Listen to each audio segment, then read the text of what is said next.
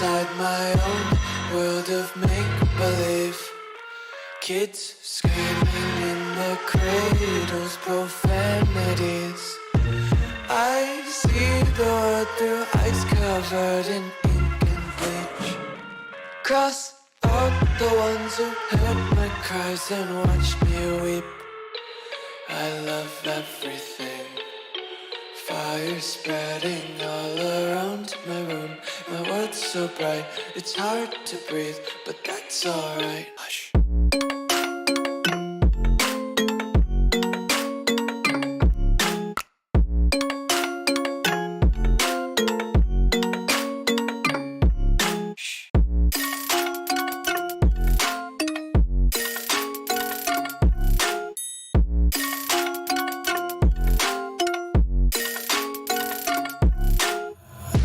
Take my eyes open to force you.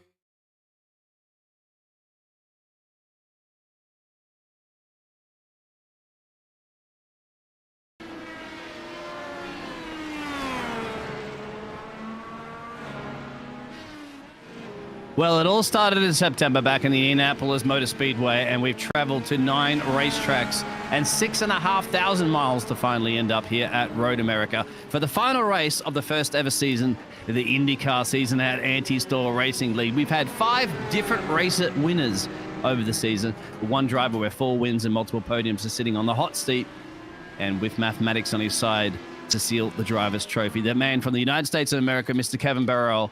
But other challenges are here for the multiple other places of the Anti-Store Racing Series, and qualifying will be upon us soon. I am the Dean Biggles. Joining me once again will be Mr. Will from the USA and our fantastic producer, Gerald. Good evening, gentlemen. Welcome along to the United States of America for the final time this season.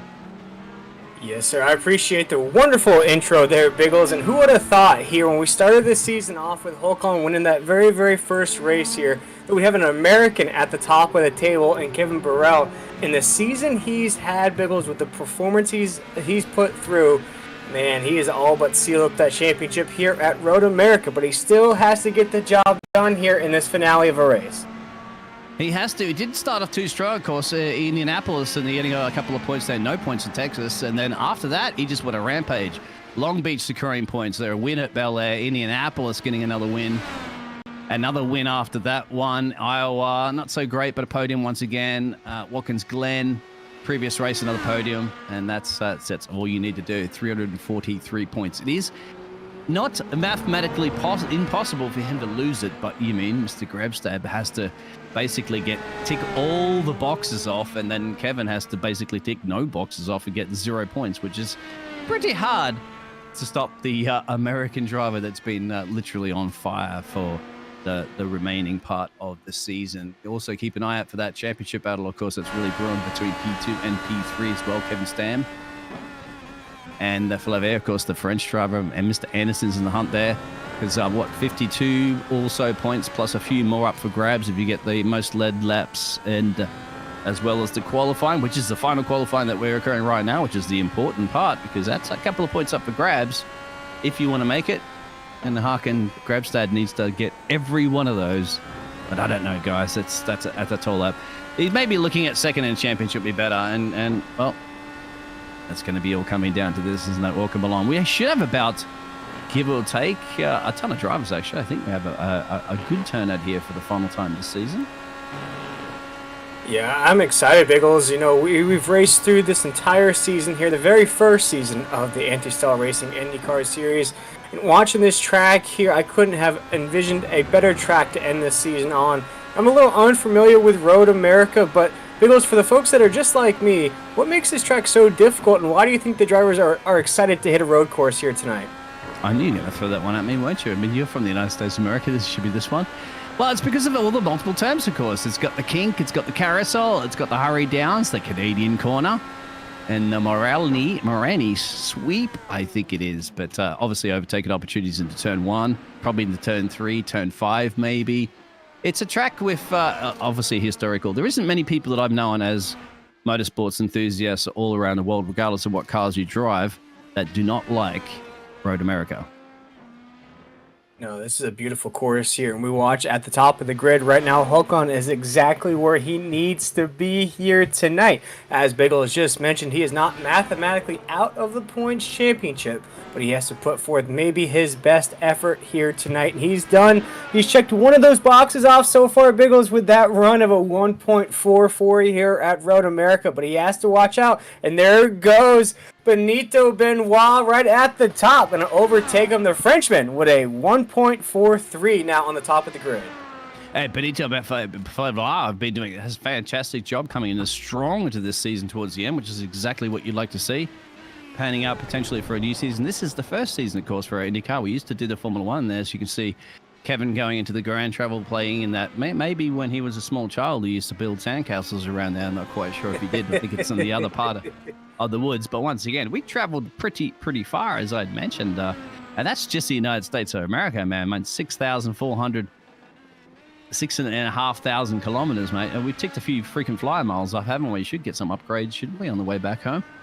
I mean, at least some kind of free dinner, a free blanket. I mean, something, some kind of souvenir for all the miles we've ticked up here. Something, you know what I'm saying, Biggle? Something. Especially for you, you got to go back home. That's a long way from Road America here. Yeah, that's upgraded, of course. That's you commit all that time, and well, time to be committing is 14 minutes left of the final. It's going to be sad, isn't it? But it's the Christmas break, isn't it? You have to end the season at some point, and let's end it on a high. We've seen drivers from all around the world. Kevin Stam, of course, has been doing a fantastic job this season. Paulo Lopez, don't forget the Portuguese powerhouse. He's been doing brilliant. Frankie Frankishina, the Spaniard, love his name. El Frankie. There's just so many. Andy Tatman as well, too. And Alex Richardson, the Brits.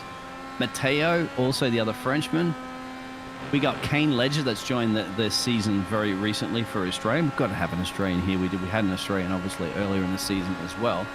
He's got Mr. Kane Ledger in there. Brody, well, Brody was a newcomer, wasn't he, recently, as Gerald would say. He used to be his teammate. Brody came in a strong performance, wasn't he? His debut race and the penultimate race last week.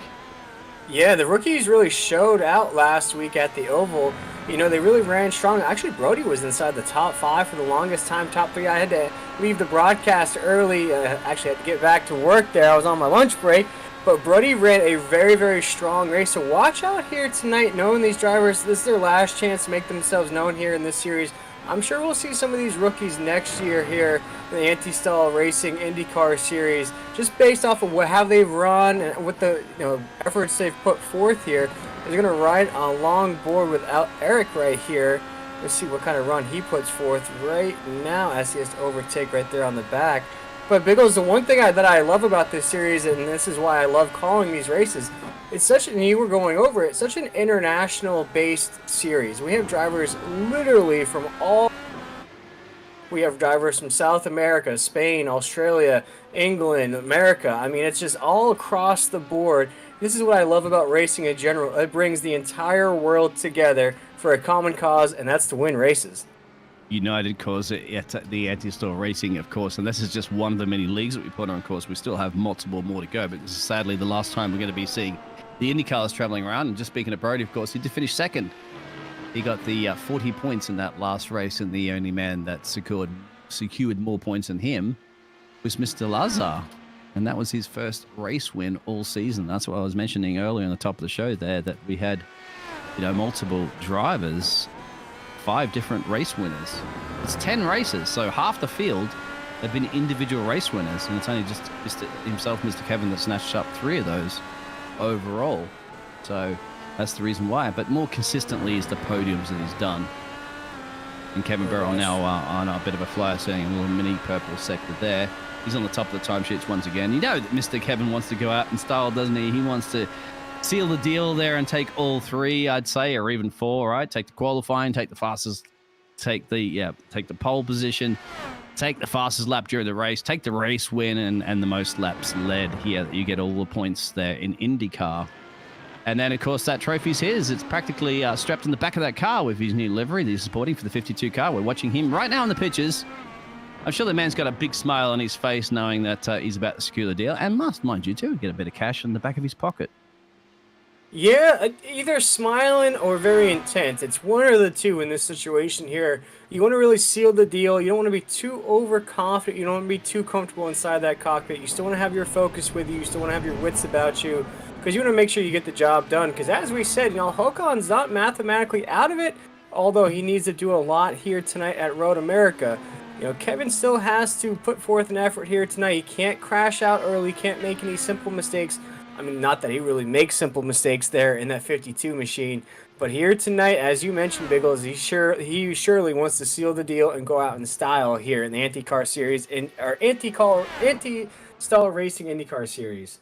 Yeah, you almost stalled on the anti-stall, didn't you? That's one thing you don't want to be doing is stalling. Thank you very much. They will. And besides, anyway, at that point, even if there was a major accident or whatever it's involved, I mean, just has to get a point or so, doesn't he? That's not a lot that you have to get. You could be spending most of your race in the pit lane and come out there and still secure a point and still secure the championship. So he's not under that much stress. But winners, champions are champions, isn't it? Like Max Verstappen, stuff like that. You still want to go out with a bang. You still want to win. And we've already got race control giving us an incident between the 43 and 25 car. And that's a reprimand for the 25. And the 25 car at the moment is Andy Tapman. So even early during the qualifying session, there's a bit of a no-no from race control. Fantastic race control is brought to you by Mr. George. Again, you got to thank the members behind the scenes as well too, that do all that sort of stuff day in day out. They have to sit there and look at hours and hours and hours of footage during races and different angles and everything, and also take notes and take into consideration previous events that have occurred. Because remember, sometimes there could be people battling in every single corner. You don't see it, do you? Until because the pitches aren't always on them. Go ahead, sorry.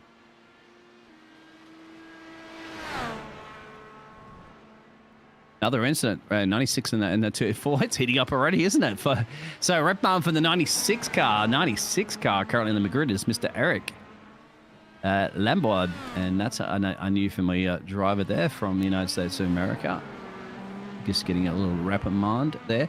These reprimands, once again, they'll come into the race. So once around, race control is going to consider these things if they're involved in collisions or incidents and race reports during a race. They're also going to count back at these moments. And also congratulations too for Logan Sargent, of course, as we're seeing Eric go off into the fence a little bit, get that car towed back to pit lane with at least 8 minutes left of his qualifying to go. But congratulations. He still has to set a time on the board.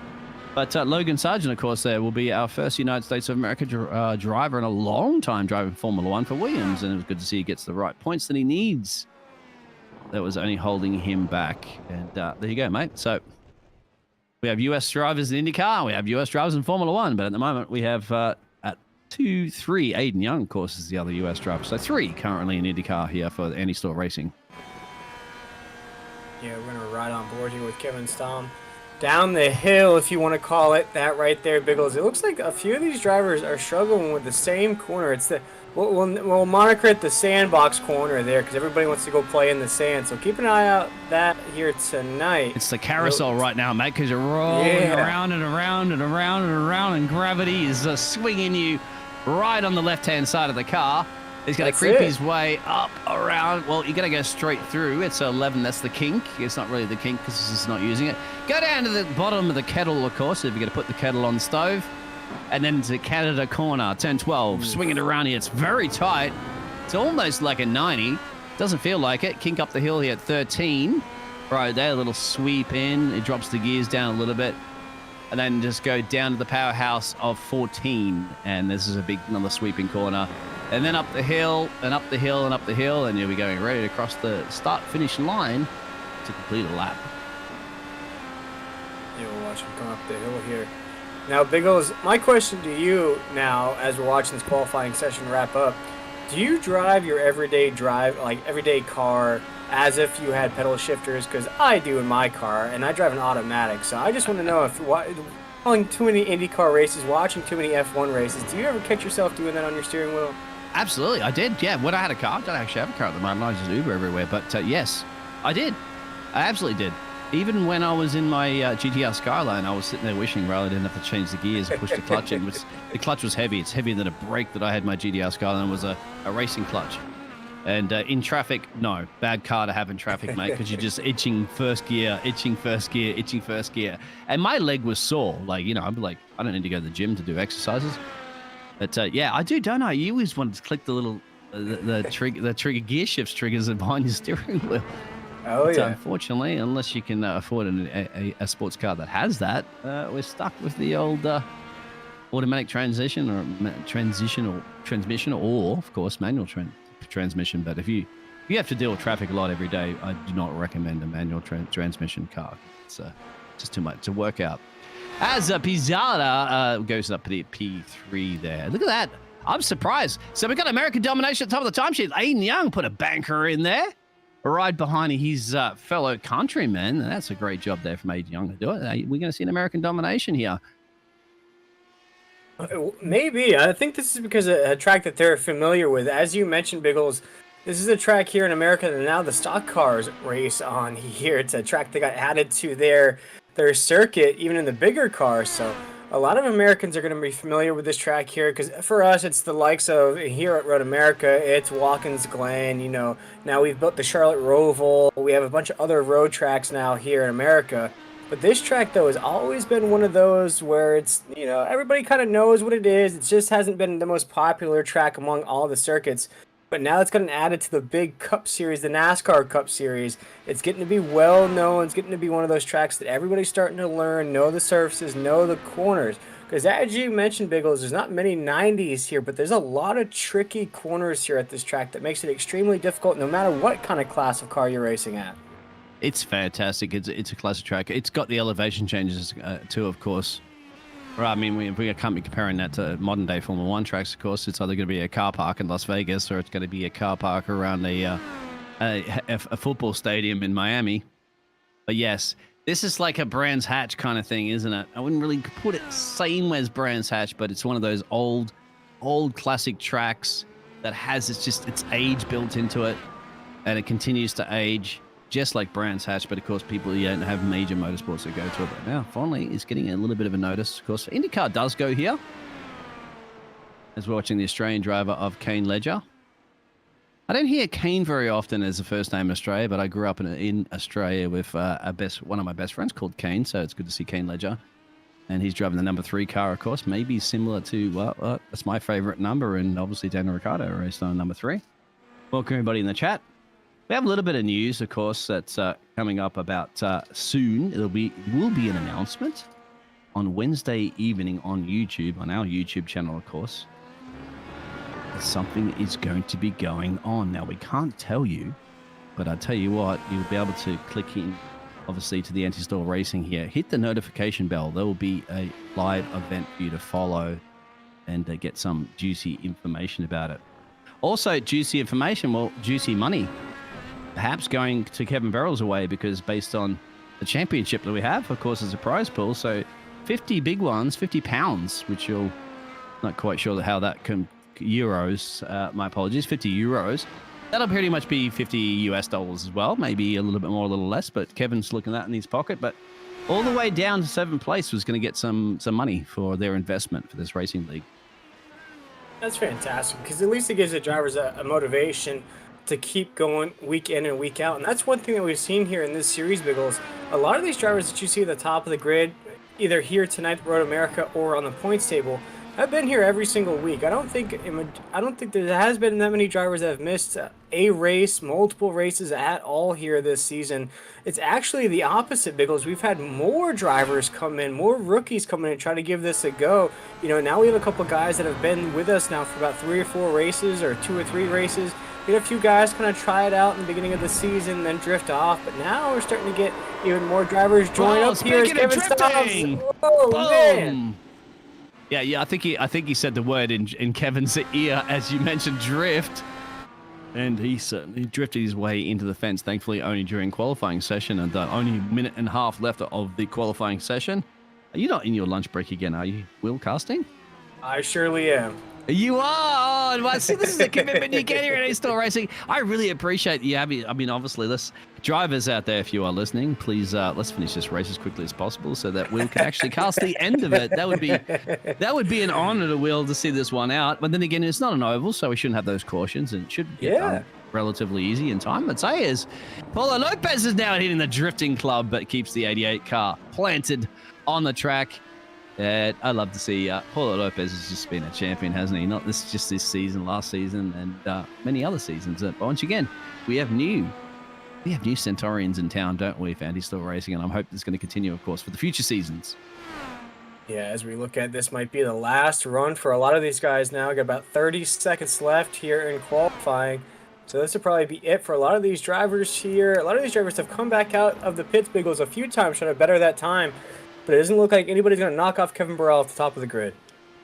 And Aiden Young as well. Got to remember, Aiden Young's not usually up the top of the timesheets when it comes to qualifying, but it'd be absolutely fantastic to have a US 1-2 on the grid here at Road America. Well, there you go. You're a patriot, mate. If you're patriotic, America, absolutely.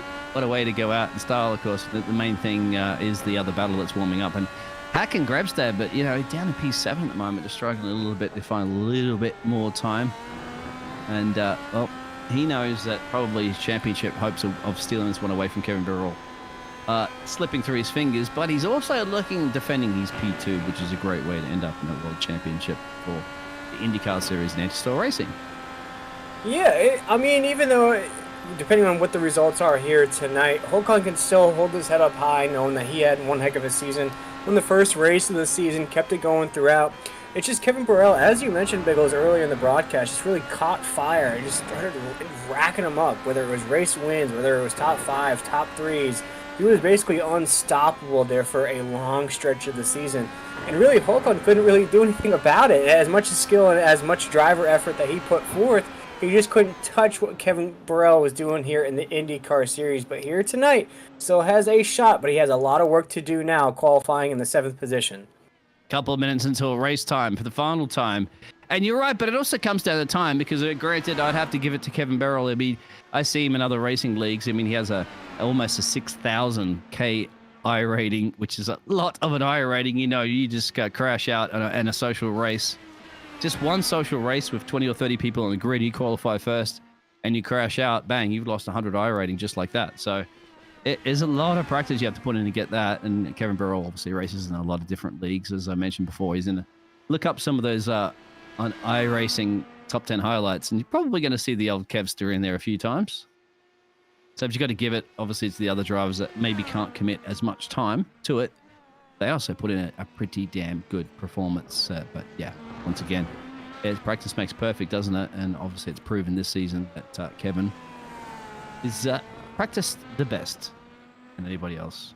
Miracle 1-2, exactly out there, said Blazer. And I'd say this definitely Miracle 1-2 at the moment. That's it for the dying stages of our qualifying session. Go over to our fantastic producer all season long, Mr. Gerald. Gerald, any feedback on this one before we go through those qualifying results? Yeah, I think this was going to be mad. We've seen everybody in practice was sliding around like anything after a few laps. So I think tyre choice is going to be huge. And even though Hakon's only qualified P7 there, you know, we've seen him in previous races. He's stepped up during the race and, you know, usually ended within the top 5 at least. So I think with a bit of good thinking, a bit of strategy, Hakon can still get up there. And I'm kind of rooting for him a bit. I think he's my guy today. Oh, yeah, you got it live. You heard it there from producer. I'd go for Aiden Young as a wild shot. I think that'd be really good for the young Aiden to get that done, because Aiden has actually broadcasted with us a couple of times this season. It'd be good for him to get a good result. But yeah, I mean, geez, you don't really want to bet on the top dog, don't you? Of course, the man himself, Kevin Burrell. But you know, he's going to be difficult to beat. But this is it, isn't it? It's the final race of the season. And you know for a fact, if you want to set a statement, don't you, and you want to lay the gauntlet down for the next, you're thinking about the next season at this point right now, isn't it? Of course, apart from those drivers that are still battling it out for their crucial points in the championship, you want to just set a statement going into the next season. Go, well, the last race I won was the race I needed to win. It's going to come down to tyres as well, too. We have primaries and alternative tyres that are going to be able to choose between. Push to passes will be used. I still say you should use push to passes in IndyCar. That's something that perhaps Lee Differy and myself would have to disagree and agree with. Of course, the Australian caster for the IndyCar series. from my hometown that I was just chatting to the other day, and I'm not even going to bring that up to Lee about that push to passes on the ovals. But this is the virtual world. We could perhaps do that or not. And I would actually like to see the IndyCars maybe in the future calendar here in the virtual world travel to some of the other parts of the world as well too, because it's a lot cheaper to do it in the virtual world than it is in the real world.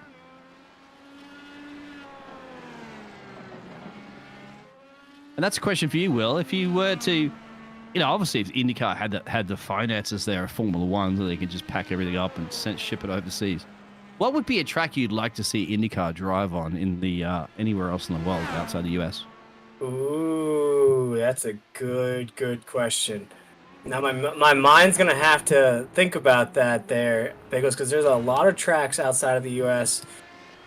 Oh man, I think the coolest one in my eyes, although we have one that's close to it in Long Beach, I think Monaco. Monaco is a cool track to where it's a party. You have boats right there in the harbor. Everybody's watching it. I mean, I think bringing IndyCar Series to a track like that, making it a big party atmosphere like it usually is there at Monaco, I think that would be an excellent race to race at. Are you mad? Are you mad? Did you not see Long Beach this season at the moment? The amount of crashes you had in Long Beach alone? And then you want to go to Monte Carlo? Now, well, okay, fair enough. Everybody has their own opinion in the chat. Shut us up. But I've seen IndyCars around Spa. And I think Spa is great because those push to passes down the Camel Straight, it almost is like, well, everybody's lining up at the moment apart from one driver. Yeah, it's supposed to be it should be a nice little showmanship here for the final race of the season to look at all those fantastic liveries. But yeah, Spa would be mine because, yeah, when you see Barney for the final time. But the push to passes down the Camel Straight is brilliant.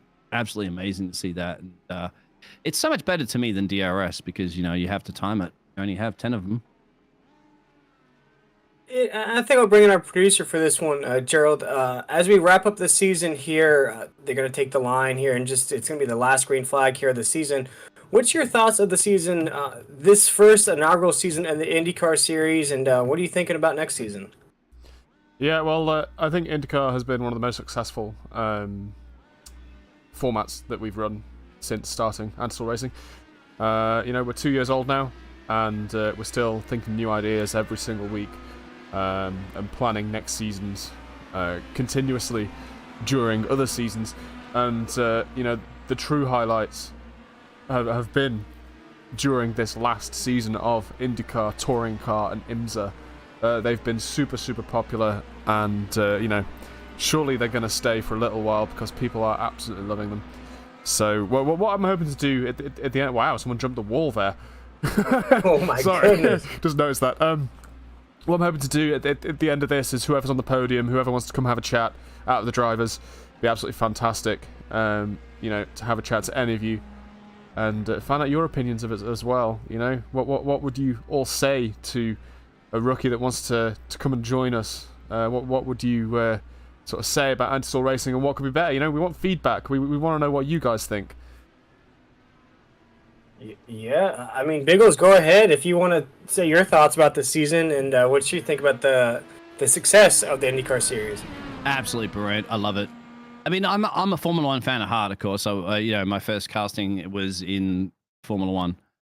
But in this case, of course, IndyCar is where I'm going. You'd like to read through those qualifying results for the final time of the season there, please, Will. I got it for the final time. Here we go. Leading off here in the final race of the season, race number 10 of the anti-stall racing IndyCar Series. It's going to be the American Kevin Burrell. Going to have another American right to his left, and Aiden Young there in that 427. Right after that is Donario Pizzazza right there in the third position. Benito Favar, the Frenchman, is going to roll off in the fourth position. Fifth place is going to be Paulo Lopes. Sixth place is going to be Brody Maynard, one of those rookies we spoke about having a really good run here these last couple races. Right next to him is going to be Håkon Gregsbad, who won the first race of the season, has a lot of work to do here tonight if he wants a shot at the championship. In the eighth position is going to be Kevin Stom. Ninth is going to be Sylvio Lazar, another Frenchman there. Right next to him, another Frenchman in the 10th position, Robin Dumel. And I'll throw it over to you, Biggles, to close out the starting grid here in the final race of the season. You throw it over to me. Is that Kane Ledger, of course, in P11 there. Francocchino there for the 98 car. P12, you got Andy Tapman, P13, lining up of Alec Boss in P14. Alex Richardson, the other Brit 22 car there, lining up with the other Dutchman of Leon. And then you have Matteo and Eric will wrap out the back of the field. 17 and 18 cars here for the final race. Barney's waving that green flag to say we're ready to go. It's not green, of course. The pace car is going to lead us around a lap for a rolling start for the very last time. Kevin Berra will be that 52 car, of course, there on your left-hand side of the screen. 427 will be the young American driver of Aiden Young. And then we go. Green flag conditions. Welcome along. Final race of the season. IndyCar Series. Road America. Green flag. Let's go. Yeah, as we're getting down to that first corner right there, Kevin Burrell's going to lead us down. We'll see if we can keep it crispy and clean down in the first corner. And we do. We're on and racing here. A few drivers off the course. Going to get those tires just a little dirty to start things off. Kevin Burrell, though, is just going to lead us down. The next set of corners, we have big action, though, on the tail end of the pack. Big action. It looked like one of the, I think it was Kevin Stam that's out at the moment there. Swinging around there for the anti-stall racing, but we're still green flag conditions at the moment. We're still leading with both the Americans driver. We have Harkin Grabstad maybe getting a couple positions here. Who's gone off wide on the outside as they make their way? Oh, that's actually a spin. Ooh. That's, who's that at the moment currently? Kane Ledger at the moment. Let's just see the overall graphics. There we are. Fantastic for that one. The Australian driver, unfortunately, not making his way around, but he's got 35 laps still to go. Harkin gaining a couple of places already there for the Norwegian driver, trying to make his way up to the top of the timesheets to catch his closest competitor in this championship. And look at the exit speed that he has right now. Taking him up on the inside. Job done. Yeah, again, 94 car with so much what he speed. needs to do here tonight, Biggles. He knows he has to get the job done. Even with a race victory, it might not even be enough. So he has to climb up the grid as fast as possible. As now we're cruising through this first lap of the final race of the season right here, Biggles. And it seems to be pretty clean. We've had a few drivers just had simple mistakes already. Nothing too crazy, though, as it looks like that top of the lead pack is just trying to get the feel of one another. We're not seeing too many tries to overtake right there at the top. And we'll see right now as we come into these last set of corners here to complete our first lap. Well, I'm not quite sure about that. The Frenchman's gone in the pit lane. But here it is. The other battles that are occurring a little bit up the road there. Alex Richardson on the back there, just a little bit further up the field. There's Paulo Lopez. And he's battling it out with Sylvia Lazar. Sylvia Lazar, of course, did a fantastic job in the last race. Sylvia Lazar under massive pressure as well as we're seeing at the moment. Frankie Brody. Where's Brody at the moment? Gaining a couple of positions as well, too. Doing a pretty good job. Biggest gainer at the moment is Alex Richardson. You're watching 7 positions gain. Looking for another 8th here in Road Atlanta, America. Sorry, my apologies, of course. And here it is. Yep. Lee Diffrey, ignore that one. Wish there was a Road Atlanta. That sounds fun. Ooh, 98 post-investigation for the start infringement. The 98 car is currently running in P. That's Frankie in P9.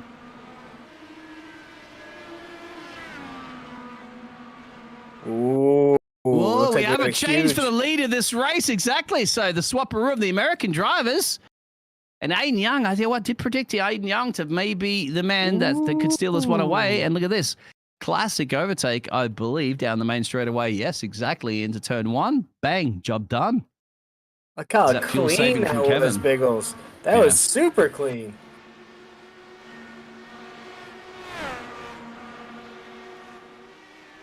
Yeah, I was mentioned something from a pre-race show about some of the drivers about fuel saving.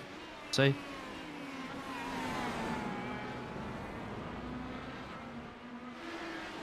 See right now here on lap number 3. Now, I spoke about just a little while ago there, Biggles, things were calm. You didn't see a lot of the drivers overtaking, but now starting to see on that lead end of the grid right there, a lot of drivers are now starting to bob and weave behind the guy in front of them. Aiden wasted no time to get around Kevin there at the top. Do you think at a course like this, the urgency is just a little bit more turned up, or do you think it's the nervousness and the anxiousness of it being the final race of the season? It's a combination of every one of those aspects, isn't it?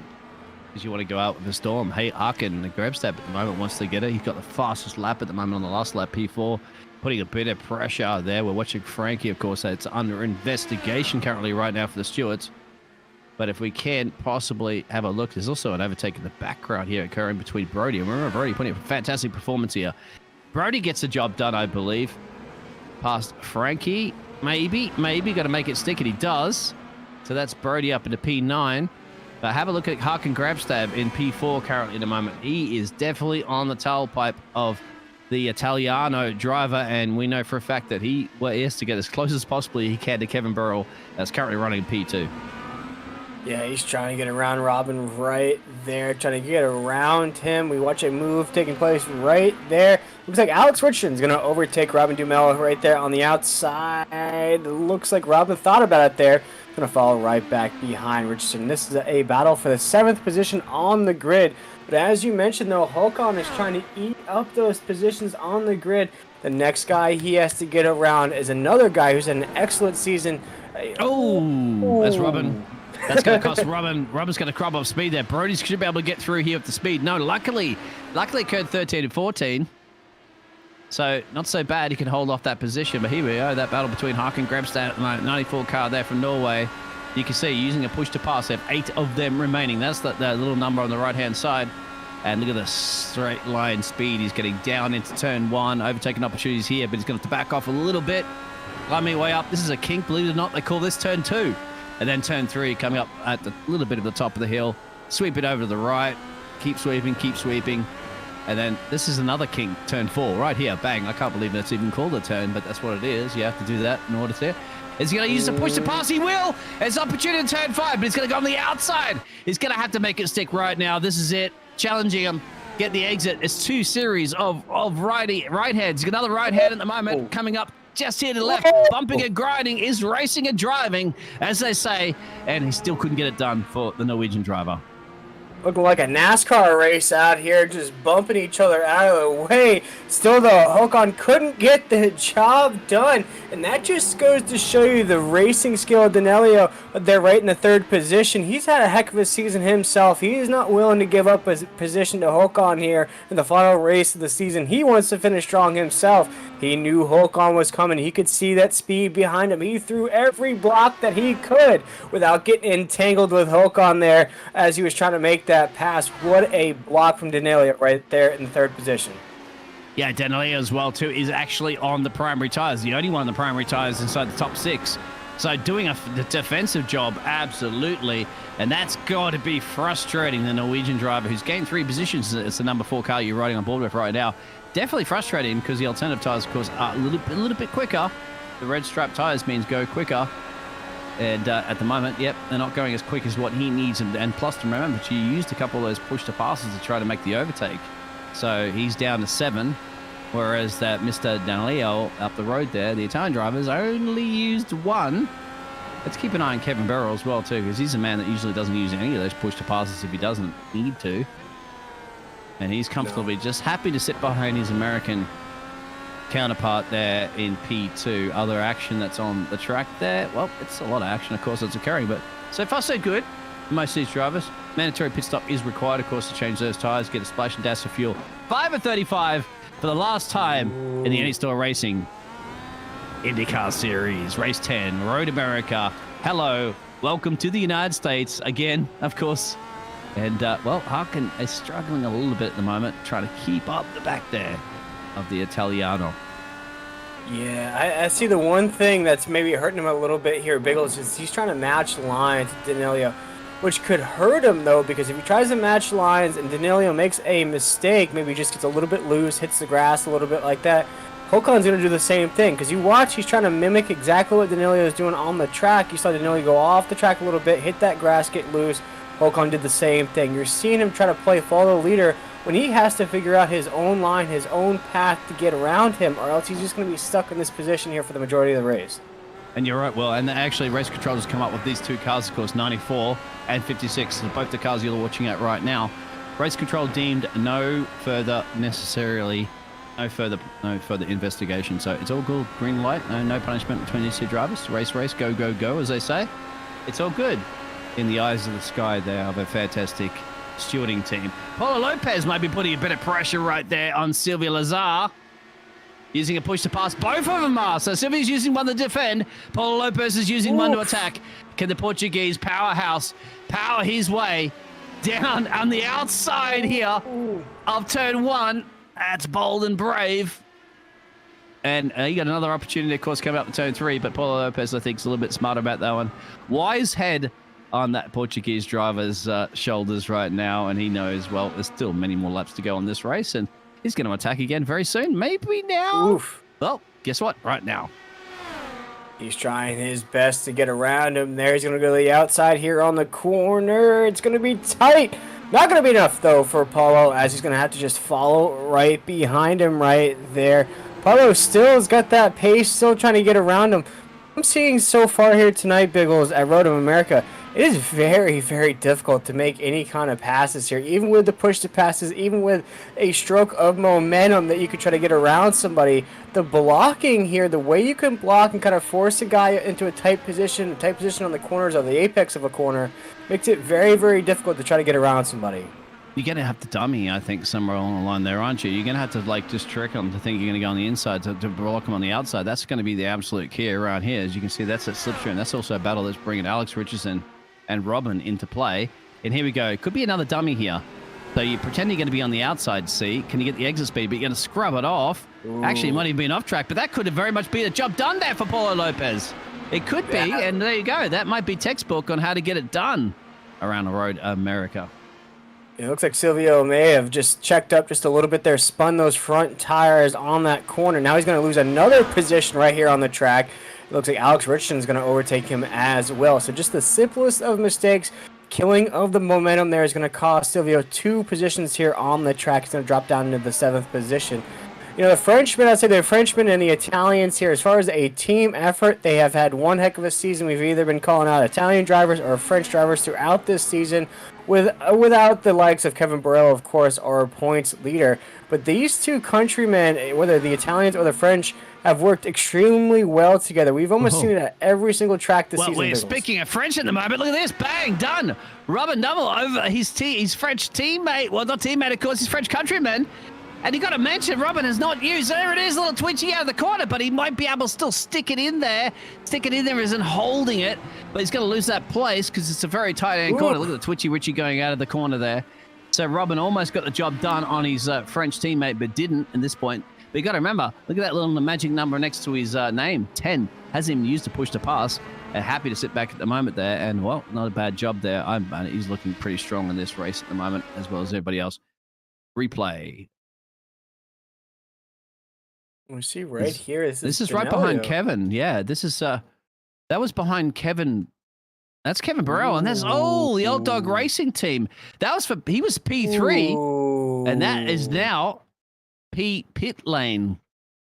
Unfortunately for the Italian driver, as go ahead. No, I was going to say, Biggles, as we were just watching the replay, one thing I've noticed about Road America as well, I'm noticing all sorts of things here tonight, is that this track is very tight. What I mean by that is if you have any bit of difficulty, if you start to get sideways, you start to get that car at a 90-degree angle, and you start to slide off this track, even as hitting the brakes, as we just saw right there, that wall is extremely close. So once you hit the grass or you start sliding off this asphalt, you're going to make contact with the wall unless you can get on those brakes as hard as you can. Even in that sand, there's not much room between the sand and those tires. And Robin goes up into P3. Got that done virtually on Silva Lazar there. So the French battle that's occurred there, P5 and P11. Well, that's P5 and P11 car, P5 there for Robin gets it done. And just to mention, crucially, of course, so Hakan Grabstep's gone into the pit lane very early at the moment. Very early for the 94 car that's second in the championship. So he's elected to just do an alternative strategy, completely different to anybody else. So that will be something interesting to look at a little bit later. Paulo Lopez now putting a bit of pressure there for the battle for P3 on Alex Richardson. Hey, and you have to give it to anybody at the moment. It is the Brit of the 22 car, because the Brit of the 22 car has gained 12 places in this race. 12 places, currently running P3. No limits, of course. Well, that's no limits in racing, but you got to see if you can keep your limits with the powerhouse there of the Portuguese powerhouse of Paulo Lopez. And now he might have a little extra motivation from the way England performed this morning in the World Cup. So maybe he's just feeling Hey, no himself, spoiler feeling his alert. country. Here we go. Not in full position here. Paulo's going to try to the outside. Going to tap that sand just a little bit. Going to kill just the right amount of speed. So now he has to file right back behind Alex. Alex then gets loose there in that 22 machine. We have quite the battle, Biggles. This is for a podium right here. Look who he's bringing into play, but Robin, who just made that overtake before. Still no push to passes used for the car in P5 currently at the moment there. That's the number 5 car, I believe, running in P5. Here we go. Paulo Lopez time to shine. Down the inside, into turn 1. Doesn't like 6 there. Well, obviously, at the moment, he's trying to hold off. Alex Richards is trying to come back at the moment. Alex Richards is still gaining, well, now 11 positions instead of 12. But the big thing at the moment, he's got to look at Robin. Robin's just flying in the background there. The Frenchman under massive attack. And I think at the moment, Paulo Lopez knows if he didn't get past, Alex Richards doesn't get past. It could be a 3-way battle. Where are we going? A 3-way battle into 5 now. That's turn 5. You see right there, Alex Richardson in that 22 gets a little bit of a wiggle right there, but he's still on the back bumper of Paulo. He wants to try to get around Paulo as soon as possible because he's got Robin right on his tail as well. As you mentioned, this could be a 3-wide battle here. Just need a wide enough turn to make it happen. Just cut off there for a second. Big difference between Paulo Lopez, of course, is he's on the primary tires.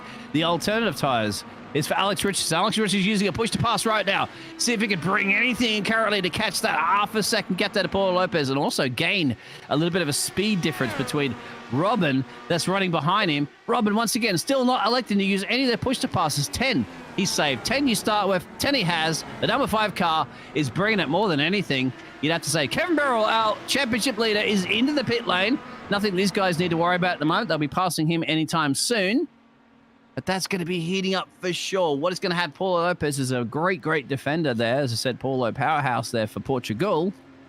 But once again, I'd have to say Robin just doing a fantastic job because you have to look at the fact that not Paulo Lopez, Alex Richards has used 5 push to passes already. Used half the push to passes. We're not even halfway through this race.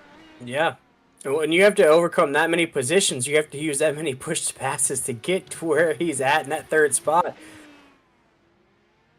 Go back to look at this Haken. Haken boxed earlier, remember. Now, Haken has the undercut. Haken going down the main straightaway right now. Bang. Where is it? No, Kevin Burrell just got out ahead of Haken. And Haken trying that undercut did not pay off. He's going to see his enemy right there. His enemy, of course, he's the man that's leading the championship. Haken needs to get past him because Haken needs to win the race. Haken needs to get the fastest lap. Haken needs everything on his side. He needs everybody in Norway right now tweeting "Go Haken" to win this championship. And I don't know. I mean, Kevin Burrell has kind of covered him off on that early pit stop. There, it's done. So that's it. That's the battle there, of course, for the drivers have made their pit stops. Everybody else in the top 8 have yet to make their pit stops. Yeah, I think we're going to be looking at our 1-2 battle here on the grid when everything reshuffles here. But as we have an American still leading the way here at Road America, we now have America leading in their World Cup match as well. 1-0 over Wales currently right before halftime. So I'm going to give a little World Cup update there on the Anti-Stall Racing broadcast here as we have an America leading the race. Now America leads their World Cup match as well, 1-0 against Wales. But Aid Young, of course, now was leading this race, and he's gone in the pit lane. He's about to be zoomed by a lot of these cars, as you can see. Well, Alex Richards is going in at the moment there, so the UK's elected to go down and visit the pit lane, as well as Sylvia Lazar. So that'll switch things around a little bit for their mandatory pit stops, 11:35. So we're not even halfway through, but they're getting rid of those boots and a splash and dash and fuel. Paulo Lopez now leads this race from Robin. Oh, man, and you see Håkon right behind him there, Biggles. You see that he's trying to take these corners ultra aggressive, trying to eat up as much speed as he can to get up to Kevin. He knows what's on the line here tonight. He wants to finish this season like he started this season here in the IndyCar Series with a race win. As we mentioned to start off this broadcast, that might not even be enough, but it'd be ultra a lot to Håkon to win this last race of the season, knowing that he put everything he had in this last race. Keep an eye on Paulo Lopez, put a bit of pressure on that. We don't know quite they're going to be boxing soon at the moment. So Hakan Grabstad has cleared Aiden Young.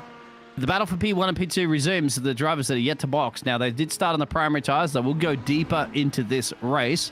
There is the man leading this race. Still, he used one push to pass finally, but look at this. He might need to use one soon because Paulo Lopez has used 8 of them. About to put a rampage on once again for the Portuguese powerhouse on Robin, the Frenchman. And then Robin's got his teammate a little bit down the road, of course, in the same team colours. But that's Andy Tapman that's gained 10 position, still yet to box between these two drivers. Kevin Burrell's leading this race in net. And Aiden Young, of course, lost a little bit of that place out at Hakan Grabstad that boxed a little bit early. So Hakan and P2 he's gained those positions quite well for the Norwegian driver. But this is the battle that's brewing on the track there. And it's going to come down to who is going to box soon. Well, they don't need to as quickly, do they? Because they are on the alternative tire. They can go a little bit deeper in this race. They're about to start lap 12 and perform another one. And you can see right now, Paulo Lopez just a little bit lurking backwards there. Frankie's gone in the pit lane there from P5 for the Spaniard. And this is it. So what will you do? I mean, Robin's had Paulo Lopez in his mirrors a few times. See if we get a replay of some other incident that might have occurred here on the track here. Here we go. So, well, Will, how much time do you have left on your lunch break, mate? Because I hope you still have a bit of time to go because we're just getting on halfway through the race. Yeah, yeah. I know work's not very happy with me calling give me your boss's number. You give me your boss's number right now and tell him this is the final race of the final season for the IndyCar first season, and I'm gonna give you a get out of work lunch extension free card as Aiden Young tries to bring it to Hakan. Remember, Hakan gained here advantage in the pit stop here, but we do know that Aiden Young has the pace because he qualified in P2, was running in P2, the powerhouse, and he has those 50,000 fans of the United States of America cheering on this driver, the 427 car. Aiden Young wants to bring it here. And I think I mentioned it there as we saw Håkan trying to gain pace with Kevin. Håkan was using a lot of effort and a lot of speed. He was taking those corners ultra aggressive there. And now by doing that, that's opened the door for, Aiden to catch up to him now. And now Aiden, as you mentioned, has that pace. We'll see right now, looking at that grid, you see Aiden right behind Håkan there trying to ease up. And then Kevin, of course, is right above these guys. You're still waiting for a few more drivers to head down pit road. But you see Aiden's got that speed working on Håkan. Now Håkan has to shift the attention to Aiden behind him. He can't worry about chasing down Kevin anymore. He has to make sure to hold off this fellow American right here that wants to do everything he can, not only to win the race, but also put an American at the top of the points table at the end of this. Yeah, you got to win together, don't you? It's called the United States of America, being you are united in your racing cars, of course. Aiden wants to die, and this is great because this has been a fantastic race from Aiden Young. He's been a powerhouse all weekend, and I'm pretty sure Aiden Young has been practicing here for the HPSDS Academy. Well, he's definitely an Academy driver right now, setting a statement because he's battling the man the second championship. And good on him. Can he deny Hakan Grabstad a step to the podium? Yeah, and I just love these camera views here provided by the Anti-Star Racing League here, and you see it right there. We got a great insight of what these drivers have to do. You're going to shift all the way down to 1 right there, so almost get the car to a complete stop, then jump on those shifters as quickly as possible, and then you have to shift down again, shift back up here. So driving these cars just take an immense amount of skill. Biggles, we're going to watch along with him here. He's going to go all the way up to about 5th gear. You're going to rev those RPMs up. Going to drop it all the way down to about 2. They're going to go down. You're going to shift it back up. Know when to keep on the gas. Know when to shift up here. You're still going around the corner. You're going to downshift just so you can get a little extra boost there coming out of the corner. Now running down the straight here, you're going to rev it as hard as you can all the way up to 6. Man, it's just so much technicality and so much things you have to think about in each race and each corner in these Indy cars. That just shows these drivers' skill. He's all the way up to 6th gear there. Wow. Little replay back here. What's happened to Silvio, of course, there for the virtual drivers by TX3 that somebody was shouting out in the chat there at the moment. Well, go TX3. Well, maybe not go that a little bit too quickly for the Thrustmaster driver as he gets a little twirly-whirly. Quite sure what's going to happen a little bit further up in the field here. As they're not quite sure where they are on the track map at the moment as they go There it is. Lock up a little bit of a break on the back there, and it should have no problems keeping it out of the fence. But a lot of time lost. I wouldn't mind going back on board, of course, of that crucial battle that's brewing up at Maiden Young. And on top of it, what we're going to do is that just for a little bit of a second there, we'll go back to actually he's got past. So we'll look at the replay there. So during that, we'll find out what happened. And Mr. Aiden Young bringing it here for the United States of America. Take a look right here. We're going to watch him make a move on Håkon there. You see Håkon in that blue and white machine. Håkon really didn't have anything for him there. Big O's is basically just, I wouldn't say let Aiden go by, but essentially, you know, just relinquish that spot. Knew Aiden had the speed, and there wasn't really anything he could do. I don't know if I'd be messing with the American in the United States of America right now at a track that's called Road America. It's Hackett, of course. He's a wise driver, of course. Second in the championship. You're not in the second in the championship for no slouch. You've been delivering results all season. He knows that there's still just a long race to go. Of course, we're almost 15 of 35. So still plenty of time to go. Hey, Haken Grebstab shines a little bit later on in the race, doesn't he? Fuel saving once again could be a key out there in the chat. Good race with TX3, of course. Robin finally goes into the pit lane, and that will be it for the last of everybody that hasn't been in the pit road yet. For maybe the final time, it's going to be a little bit of a TRI winner to the team there for the last time they take the wheels off the car there and slap some new ones on. Throw those wheel jacks across the fence for the final time. Yep, that's when you start packing it up. You all grab your chairs, you chill out down pit road, you watch your monitors, because you know everything that you've done. That's it. You can't do any more of these race cars. You can't make any more adjustments.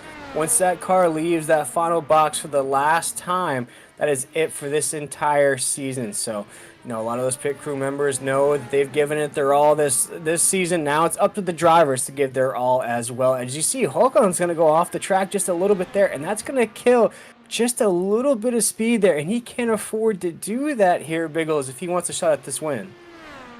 Oh, exactly. We'll keep an eye on this battle at the moment. Also, another battle brewing, of course, Kevin Stam, of course, puts a bring the Flying Dutchman, of course, the 61 car is bringing on so much racing entertainment all season long. We'll ride on board with him. Yeah, you know what? If I was telling my teammates right down there on pit road, I'd be like, you know what, guys? Sorry, we've packed all the wheel jacks. They're already in the trailer. We're already ready to go. We're going home. So if you're thinking about a pit stop now, forget it. And this man's not picking about a pit stop. This man's thinking about an overtake there. And that's Kevin. So, yep, the Flying Dutchman. Inspired, of course, by his fellow countrymen. That's wrapped up 2 world championships there. And Kevin's on a rampage. Good job up into P9. Also, Harkin is still trying to get his way past Aiden Young. Let's go on board, if we don't mind, their producer of Harkin Grebstad. And let's have a listen in on these cars as he drives it around IndyCar for the final time this season.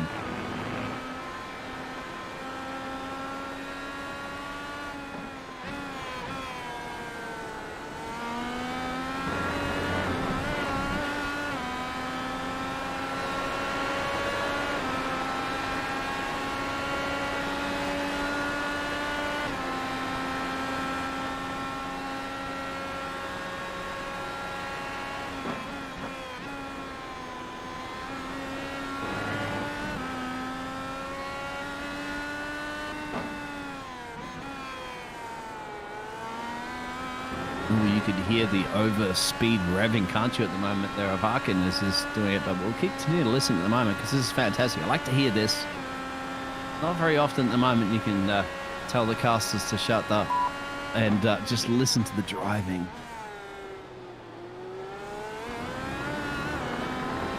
You'll have to go back to the battle but between P9 and P10 at the moment there, Mr. Director, because it looks like it's a side-by-side battle. And where are they heading into at the moment? It looks like they're heading into the first turn. Yeah, it is. Now, are they going to be teammate orders at play here between the French drivers? Well, it looks like that might very much be a not a Max Verstappen and Carl. And we won't even go into that one, will we? It's not a Red Bull. Hey, what I was going to mention there, Biggle, is, you know, although we're just about over the halfway mark here, or 35-lap shootout here at Road of America, it hasn't been the best showing there for the Frenchmen. Usually we're used to seeing at least one of the 2 cars inside the top 5. Now they're battling for a top 10 position. You know, one of them's going to be on the outside, one of them's going to be inside the top 10. But here tonight in the season finale, it's very unlike what we've seen all season about those Frenchmen. I don't know, maybe the lime green cars are getting to them. Ooh, you are picking on the French, my friend. You got to remember, mate. They did help your War of Independence, and they gifted you the Statue of Liberty. So don't be picking on that too soon, too early. But well, picking on, of course, Harkins picking on the American driver there of Aiden Young, still putting pressure. He's not actually going to set a dummy just yet. He's going to remind him at the moment that, hey, remember me? I'm second in the championship.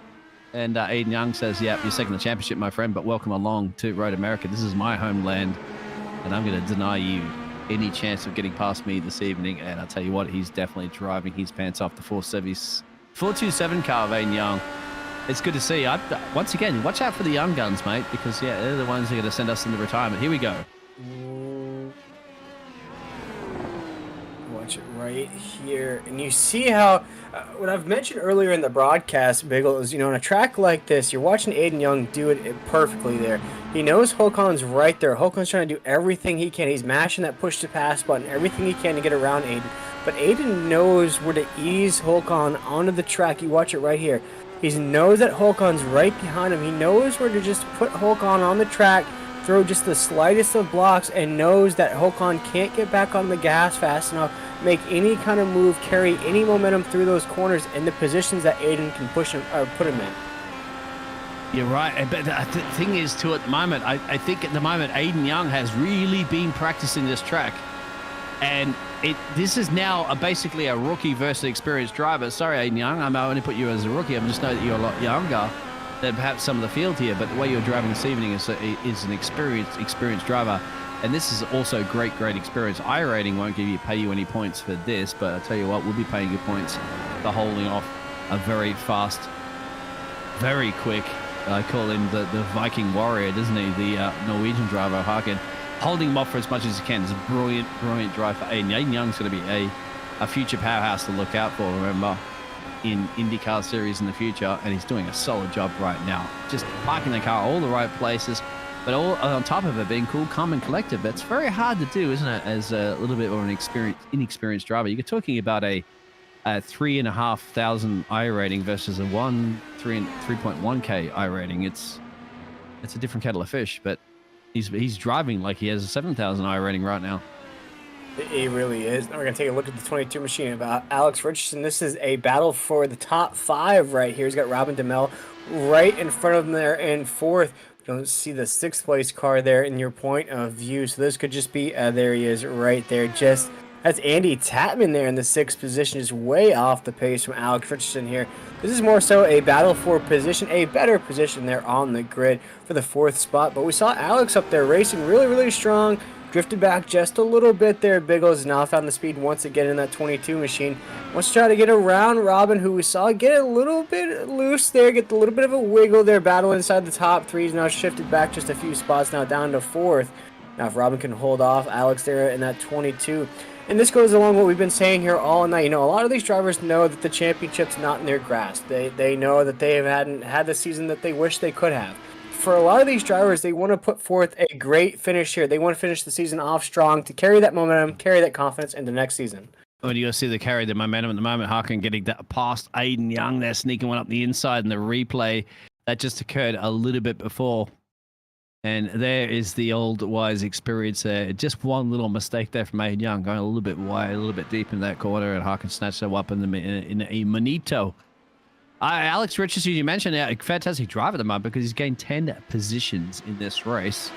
The thing is, you have to give it to Robin a little bit further up the road there. Robin's been the kindest, per se, on the PTP button, the push to pass, as he's holding 8 of them available. Alex Richardson has used 4, so at this point in this race, the French driver, well, anytime he gets under a massive attack there from Alex, well, he got a little bit of a powerhouse at his disposal, per se. 4 more of them than the UK driver. Yeah, and you see right there the 22 still trying to get around Robin Dumel there at the top. We just took a quick peek at the battle for the lead there just a second ago. We saw Håkon and Aiden going at it for the second spot. It just, Holcon's trying everything he can to get around Aiden. Just not going to be enough right now, but it looks like Holcon did overtake there. Now, my question to you, though, Biggles, as we're going to crest about the lap 20 here next time across this line, do you think Holcon's going to have enough laps to catch our leader and Kevin? And if he does, do you think he's going to have enough left in that race car to get around Kevin? It'll be the last time he has to prove that one. So, yes, he's going to give it everything he can. He knows it for a fact. He's going to give it every little tiny millilito power, anything. Like, just throw a little bit of, if you're talking about moonshining, get some moonshine somewhere around the track here in Road America and throw that in the tank if you need to. But Alex Richardson, as you can see on board there, still fighting it out there, Robin. But Robin, once again, I think Robin has the advantage because he's got those push-to-passes, 4 of them more to use. He's got 8 total. Currently, at the moment, Alex Richardson we're on board with. No Limits Racing 22 car. He's only got 4, so he has to choose to use them wisely. Easier said than done, isn't it, when you're traveling up 4th gear at the moment there at maximum speeds of 190 plus miles an hour. It's like a walk in the park. It's not a walk in the park, it's walk in the Road America. Welcome along, everybody, of course, to the Eddie Store Racing, the final race of the season here, IndyCar Series, race 10. I love the 10 track season, actually. It's, as I said, we go back into September when we started this one, and we are now in November, or Movember. Did you grow a mustache for me, mate, for charity? Well, I'm trying to grow a beard. My beard doesn't really come in very well, so it looks very scrappy right now, but I'm trying, that's for sure. You have to shave it off too for December. That's true. Yeah, and you are budget. Not to mention, of course, Will is in his lunch break at the moment. But there's no way your bosses at the moment are going to prevent you from casting the rest of this race. They're going to have to call me. I'll be calling them. This is true. Yeah, they'll be calling you, my friend, in 5 years when esports is the biggest thing at the moment, and then all of a sudden you'll be like employing your boss, perhaps, to come and work for you. Wait. Because the future of entertainment is esports entertainment, and the future of motor racing is right here, right now. And Alex Richardson still have to find a way around. Maybe this is the golden opportunity right now. He's as close as he possibly can on the gearbox there of Robin. But once again, one thing to catch, another thing to overtake. Now you're in the dirty air. Now you have to short shift a little bit. Now you have to see 6th gear maximum revs. Drops it down to 1st even. That's a big short shift. Big time. I can even see the gear shifts with the. You said you wanted the little pedals on the side of your steering wheel, mate. Well, he's got them. He surely does, but we're watching Alex right here. When he does downshift and tries to get right back up on the gearbox, you're watching him just a little bit of an oversteer from that cockpit as well. But here he goes to the outside. He's going to try to make a move on Robin right now. Not going to be enough there as they're going to come down into the corner. And you see it there, Biggles, as that cockpit shot showed us as he's trying to upshift and downshift. Watch this. He's just a little bit of an oversteer when he comes out of the corner. Right here. No, he's perfect there. But you watch him here in some of these corners. He's going to downshift and try to get back up on the gears, get back up on the gas. It's right there, that oversteer. It's costing just the right amount of speed that he can't get Robin in his grasp. Oh, yeah, it's frustrating, isn't it? But you know you still have laps on your side. That's the key. You do not give up. Especially I mean, if you called No Limits Racing for a reason, but there's an out of the pit lane from Harkin. Now, why is there an uh-oh coming out of the pit lane from Harkin? Why is Harkin boxed again there? Alternatives and all into the grass. Ooh. That actually reminds me of this year's IndyCar series when one of the drivers was going all the way down mowing the lawn and somehow still kept it out of the fence, just like Harkin did. Ooh, that's a Code Brown moment. Exactly, but we're still seeing Alex Richardson in that 22 try to reel in Robin Dumel right there inside of the top 3. This is a race for a podium finish here as we're counting down the laps here in the last race of the season. This is race number 10 of the Anthony Stahl Racing IndyCar Series here. I am joined by my main man Biggles, and Biggles, it's been me and you all season long here. I think I've missed one race along the lines. I've been here on my lunch break as well, and I gotta say, my man, it's been one heck of a season here. It's my first time calling these Indy cars. Of course, I've called Indy cars at Indianapolis, here and there, Indianapolis, Indy 500 simulators every now and then, but to actually get to call these road courses, see the drivers' skills, see what these drivers have to put forth every race here. It's been a blast all season long, and I cannot wait for the conclusion of this, and I cannot wait to work with you again in the season. Yeah, it's not over yet. Go to P10 at the moment. Harkin Grabstad's putting a bit of pressure there on Benito Clavier. As you can see, what's that position there, back there after a little bit of mowing the lawn. Yeah, don't worry about it, my friend. I believe NBC may be signing us up there for a future casting for Indy. When's the last time you heard an American and an Aussie casting IndyCar? Well, you've heard it on NBC. You've now heard it on Anti-Store Racing. Well, it's a pleasure to have you, mate, because you can't be IndyCar without a nice American accent, of course, for sure, man, because this is your birthplace. This is your series.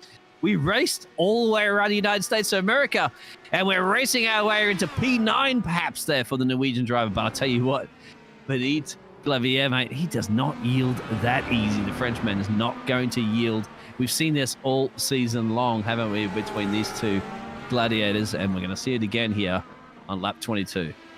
And now my question to you, Biggles, here with about 13 laps to go. Do you think word has gotten to Kevin Burrell that Håkon is now down in the 10th position on the track? Has had issues. So maybe you hear the tip and he's boxing Kevin Burrell. Pit lane, as well as Aiden Young. They're following this, so there's a two-stop strategy at the moment. I thought they could have made it in one, but they have not.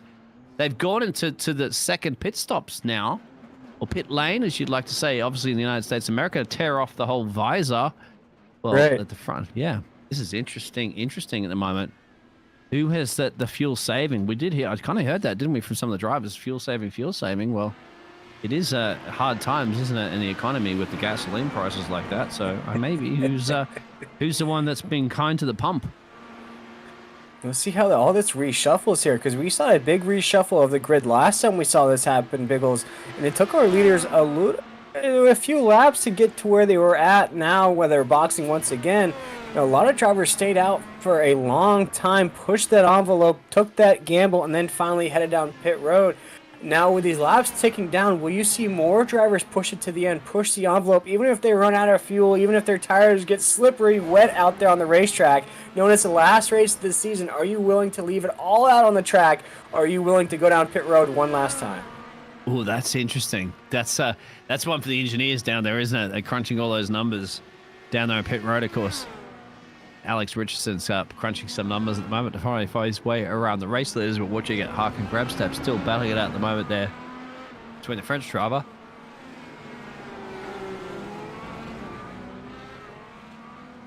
See right now, Håkon is in front of Aiden Young. We saw Håkon trying to reel in Aiden just a few laps ago. Now he's done it with that pit strategy. He is ahead of the fellow American there for 9th and 10th place, essentially here on the racetrack. Of course, we're going to have a reshuffle when more of these drivers head down pit road. Looking at Robin Dumel as our race leader, currently Alex Richardson in the second position. Andy Tapman, one of your favorites this season, Biggles, is up in the third. But of course, a lot of these drivers still have to box here at some point, or I just mentioned some of these drivers may not box. They may stay out and push this thing to the end, depending on how much fuel they have left in these cars. You know, as you mentioned, Biggles, some of these drivers might go into fuel-saving mode knowing that they have a bit of a gap on the rest of the field, but now we're starting to watch this thing play out. We have Kevin Burrell up there inside of the top 5 right now. We got Paulo Lopes up there as well. So it's all going to see who's going to be the last car standing, as now we're ticking down the laps here from Road America. Tick-tock, because Kevin Burrell will be ticking-tock his way past Paulo Lopez. Well, first time you heard that all season, but look at this. Look at this battle brewing. And once again, well, he's using push to pass right now. Kevin says, I want it. I want that P3. Paulo Lopez, can he deny him? Well, they're going to have to cruise their way all the way down to turn 5 for a possible overtaking opportunity. And whether or not Kevin can make it stick, remember, you're going to be going down to turn 5, but then that turn 5 also turns into a turn 6, turn 7. Kind of surprisingly enough, they add up, don't they?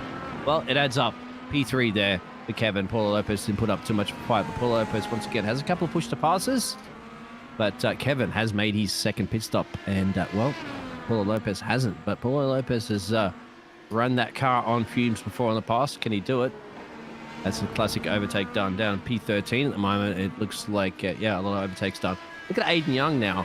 He's still behind Harkin Grabstad, and look at, I can't believe the big gap difference is between Kevin Burrell and those drivers of Harkin and Aiden are all running line and stern. still a lot of those pit stops to occur. We think, of course, between those drivers. We'll get the race director to pull up the pit stops that they have occurred so far, because it's 1s and 2s between the drivers. You know, Robin may have to come back in again. We know Andy Tapman may have to come back in again. Kevin does not. And Paul, scrolling through that. The actual pit stops that are done, not the actual lap, if you don't mind, their director. Sorry, a lot of work to do there at times. Frankie's going in currently at the moment, so he's taking the actual the amount of pit stops there, director. Sorry, I got to speak the right language there. There you go. Thank you very much for that. And we got to remember, Gerald's doing a lot of work behind the scenes. Okay, he's got a million zillion things to go, and he's only one person. And NBC, of course, pay attention if we do have multiple people. Alex Richardson, we're looking at a little bit of a moment here for the 22 car. Alex was doing such a great job too. He's still gained 5 positions at the moment, but what has gone wrong? Oh, that looks like a little too deep in the corner here. And yep, into the, oh, that's a bang into the tire barrier. That's slow mo, but I guarantee you from him, he felt the force feedback of that, and he's almost beached. And just for injury to insult, our director plays it again for Alex to look at later. But look at this at the moment later. Aiden Young and Harkin, we know they've been done at 2 for now. Aiden Young's one of the best performances that the American driver's done all season long. And he wants to somehow deny the Viking, the powerhouse there of Harkin Grabstad, a position here. And I tell you what, he's got to do everything he can, of course. He's got to help his fellow countryman there of Kevin Burrell, who's about to put a little bit of pressure on Andy Tapman, but this is the closest battle to be watching right now for the final time here at the IndyCar Series race down. I don't like saying finals, isn't it? It's kind of like, it's a closure. The curtains are going to close, but yeah, that's what happens, the show, and obviously a showman as well himself, Mr. Gerald. He works in theater. He knows when those curtains close. He also knows the curtains reopen at some point again in the future. Yes, sir. As we're still watching this battle, Sue, right now here, Robin Duhamel is still our race leader. Of course, you mentioned Andy Tapman there in the 2nd spot. Kevin Burrell in 3rd right there. Paul Lopes in 4th. Kevin Stamm in 5th. Benito Favar is going to be our top 5 right there.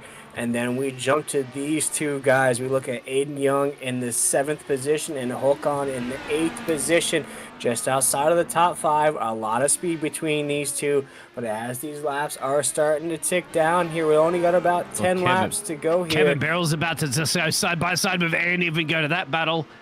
And then if we did show it, because Kevin's just stolen that one away, because he's got the fresh boots, of course, and the pace and the motivation of the fact to say, well, you know what? It's my championship to win.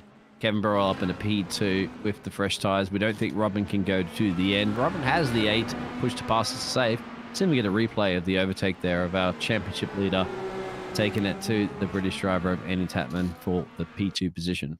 Right on cue. Thank you very much, director. You can describe this one, Will. As you see Kevin Burrell right there to the inside, he's going to just overtake him as fast as possible. We've seen this speed all night long out of Kevin. He's just going to zoom right by there, and Andy couldn't do anything. This is another position here. Instead of blocking, this is overtaking, to where you put the guy that you want to overtake in a spot to where he can't do anything. You saw Kevin's going to squeeze Andy to the outside of the track right there. Andy can't get on the speed fast enough to make any kind of move to hold off Kevin for that spot. Nor wants to put up that much of a fight in the championship as well, too. Andy's doing pretty solid as well, too. He's gained 10 positions in this race, but he still has to pit. Maybe. Oh, well, right on cue. He does it exactly right on there. He's as big as, yes, I do have to pit right now. But he's the man with the most amount of boasts. And also in the pit lane goes Kevin Stamm, as well as Paulo Lopez and Andy Tapman. So there it is. So Benito is he's made his pit stops. So the French driver 7.5. Now look at that picture. He's a very handsome man. He's got his helmet. He has his outfit. The virtual drivers by TX3. They are very, very. I mean, they're in the racing gear right now. I'd love to see, like, at some point in the future, we might have cams of the drivers to have a look at their concentration on their faces, isn't it? I guarantee you that man has a green and blue rig all set up. Probably got trophies and all sorts of printouts on his wall. Yeah, they are definitely loving the motorsports here for the French drivers, because his teammates also leading the race at the moment, but still yet to make a pit stop. Yeah, and I mentioned it, Bagel, just a little while ago, how we haven't seen that French overtake as we've usually seen all season long. But right now, we're looking at Robin Dumel at the top of the grid. Look at Benito inside there as well. So you're looking at two of the drivers. You know, Benito really hasn't had the race here tonight that we're used to seeing out of him. But right now, he's on the podium with this finish right now, if everything holds the way it is. But I think all eyes, as we're watching right now, should be on Holcon Gregsbad trying to get up to Kevin Burrell. But I don't think he's going to have enough laps to do so, Biggles, as now we're looking at less than around 8 laps to go here at Road of America. He's really going to have to start putting the work in, starting to overtake as quickly as possible. He can't waste any more time, you know, and I really think with all the math that's going to play out here at the end, I think even still with a win here tonight, I don't think Håkon has a shot at the championship. Håkon also has one little problem. It's called a 4.27 car of Aiden Young, because he's been battling up him, hasn't he? And Aiden Young is not going to be the one that's easily going to be able to yield to Håkon, knowing that Aiden Young at the moment, he's thinking about the P2. He's thinking about the P2. He wants the P2. Now, I think Kevin's out of reach. I'm pretty sure everybody would agree on that one out there. Kevin's just gone and gone and gone, as Kevin has been doing all season long. But Aiden Young's thinking about the P2. Now, Håkon, if you want to think about the P2, he's got to focus on the Aiden Young. Kevin Burrell's out of this reach for him right now, unless obviously Kevin does a mistake. But generally, the man that finishes on a podium on average every race doesn't really make mistakes too often. On the last race of the season, to spray the bubbly stuff and to win the Drivers' Championship is not going to make those mistakes. Arkin has to just think about a podium, and you want to be up in the podium, don't you? Shaking hands and spraying the bubbly stuff over your main competitor that's beaten you in the championship. But the battle's still brewing for the rest of it. And look at that, Paul Lopez is battling the battle there with the Italiano there of Frankie. Sorry, the Spaniard there of Frankie. So here we go. They're side by side. The countries, they're sharing border together, and they're sharing the track together into these turns. Welcome along in Install Racing. It's side by side. Keep an eye on the background as well, too. The French driver sneaking in there. So it's a Western European powerhouse. Forget that. Add Netherlands into this mix. Welcome to geography. Oh my goodness, they're battling it out here. These drivers don't even care if this is for the race win or not. They're just racing each other now, Biggles, as this season is going to come to a conclusion in less than, goodness gracious, I think about 6 or 7 laps now. This season will be all but wrapped up. Right there, you see Kevin Stamm was in the mix there as well, as I like to moniker him, the Flying Dutchman there in that orange machine.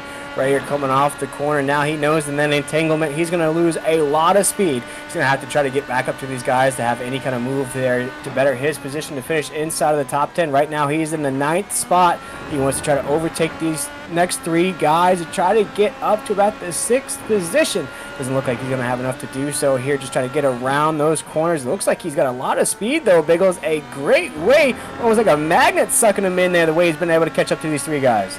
It's Flying Dutchman, of course, for a reason. A 61 car. He's been up there at the top of the timeships. He's got Paulo Lopez up the road there. He's got Frankie up the road there. And we have Benito Palavier up the road. So this is a great, great battle between these drivers. They've been doing it all season long as well.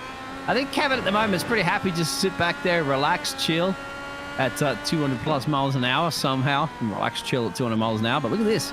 It's great to see it on board because you can see the battle brewing at the moment. That's a battle all the way up to P6, just ahead of him. And how cool, calm. You see the overtake perhaps happening there, Paulo Lopez and Frankie. Well, it's not going to be perhaps. It's going to be something's going to happen into turns 5 and 6 here at Road America. You see right there, Frankie's trying to get around him as well. These are positions, or battles for positions that are inside the top 10. As I mentioned during this broadcast, you want to finish this season strong, and finishing inside the top 10 will be a strong finish. Of course, not as strong as a race victory or finishing inside the top 5 or a podium, but still a great effort at a tricky course like Road of America here. And for some of these drivers, they haven't had the best race here tonight, Biggles, but to scrap out a top 10 finish, it's still a great thing for your confidence to know you still put forth a great effort, especially Paulo Lopes. We've seen Paulo all season long, but one of the fastest drivers out there. It just seems like his long end speed has just not been there this season. You know, he's been a very first quarter of the race driver, and then towards the end of the race sometimes, he tends to fade down the grid. I think that's something that he could really work on as he's going to get better in these Indy cars for next season. Well, Frankie just made a little bit of a mistake there at the moment, allowing Kevin to go scooting on by. You can remember Paulo Lopez and Kevin Stam are teammates. Paulo Lopez burning a little bit of energy. Look at the replay of what happened here. There it is. So just a little bit too much eager into the loud pedal and not enough of the slow pedal. And still great job there to keep it on track there, but allows Kevin to go all on by for the 61 car. As you mentioned, I have to say at the moment there, Will, because it's like the last race time at the moment, and they're not challenging for the win of the race. I think they're just really having fun, and that's what this league's all about, isn't it? Anti-stall racing. I think they're just chilling, relaxing, having fun, wheel-to-wheel racing. We're going to have our fantastic director, of course, Kevin. Not Kevin. That's Kevin Lee. Gerald crunching some crazy numbers at the moment, trying to figure out how the rest of the championship will pan out with the points. But yeah, they're having fun. Of course, there's money up for grabs because, you know, first place is €50, second's 40, third's 35, fourth's 30, 25, 17, and 10 for seventh. So a little bit of money up for grabs there, but you know, I think more than anything, the amount of money most people spend on their rigs and then iRacing and everything else like that, it's a little bit of cash in your pockets, like a Zinger burger, isn't it? In Le Mans. We're going back to that one. Oh, Benito, the Frenchman's pointing the buttons, isn't he? He's got 2 left to press, and he's pressing the one he has. And he's going to go side by side. They're going to be having a big smile on their face because they've been doing this all season long with Andy, side by side. You know, this is fun time now, I'd have to say, for these drivers. They are just enjoying this, and we are certainly enjoying that, we will. We certainly are, and I think I want to finish just a few laps short here this season as I have to get back to work here. You're not going anywhere. Deny that one. How are you going to miss these final minutes? Give me your boss's phone number right now. I'm going to call him. Here we go. Andy. Oh, you're going to have to go. Okay. Oh, goodness. We don't want you to lose your job. No, and I think it's not so much the bosses. I think it's so much so the co-workers as it's getting tight right there. I think they're a little jealous that I get an hour and a half break and not an hour. Dude, get up to tune in right now. Put the big screen right now. How would you not be missing this? This is exciting. It's down to the wire. We have 4 laps to go. 4 laps. 4 laps to go. You could stay here 30 minutes later for your work today to make up for this. That would be all worth it. Oh, the grass! Andy Tapman versus Benito. Here we go. It's going to be side by side, slipping, sliding. It's drifting. It's IndyCar, and this is exciting. I hate to see you leave this right now. They're tagging each other up here on the racetrack. We'll see how all this plays out here as we're going to cross this line now. We're going to see about 4 laps to go here when we come across this line. We're watching here this battle between Andy Tapman and Benito Favar. This is a battle for the top 5 position right here, Biggles. You know, like I mentioned, you want to finish the season strong, and the top 5 will be a strong finish. Yeah, I'll let you go. Wrap it up, mate. For the last final words you're going to get, because unfortunately we can't hear anything more from you. Would you like to say to everybody? And massive thank you to you as well. I know we're not. We shouldn't be calling this in the dining stages, but Will, any final words, mate, before you go back to work? Yeah, no, I just want to thank Gerald for having me here at Anti-Style Racing. It's been a blast all season long here in these Indy cars. I want to thank the drivers for putting forth a great effort and a great show every single week here in this series. Monday afternoons for me here in America. If it wasn't for the drivers, we wouldn't be as excited up here in the booth. If it wasn't for their driving skill, we wouldn't have anything to call up here in the booth, Biggles. And again, I want to thank you as well, Biggles. It's been a blast working with you here week in and week out. It's always fun to work with new commentators and new broadcasters here, and you've brought an excitement and fun to every broadcast here. It's been a pleasure to work with both y'all here at Anti-Style Racing. Thank you very much, Will. There is no IndyCar without Will, of course, and thank you very much. I'll let you go back to work, mate. It's going to be a little disappointing if you don't see the end of it, but we'll organise to get your salary reimbursed, of course, in the future, to be Anti-Stall Racing in the future. Thank you very much, Will. It's been a pleasure, mate. Good luck, and I hope to see you again next season. Yes, sir. Cheers, guys. Have a great night. It's sad that everything has to come to a close, to an end, doesn't it, there, Mr. Gerald? But it is what it is, and that's sad for Andy to have a little bit of a power slide to come to an end there for the 25 car. He's going to see a couple of cars zoom on by there from his Anti-Stall Racing beast. But once again, well, you know, they're not in a championship hunt. He's got Kevin at the moment there in the background to deal with. So Kevin Burrell's about to burn his last little bit of boost that he has, 32 or 35. Yeah, I have been crunching a couple of the numbers, as you mentioned earlier, and currently it appears that it's going to be Benoit taking P3 in the championship, I do believe. Yep, that's correct. Benoit taking P3 because Kevin Stam... Oh, Paulo! Paulo Lopez has a little bit of spin. Everybody's just giving everything right now, aren't they? At the end of this, I don't think they're not. This is not like they're not upset at the moment. They're just pushing,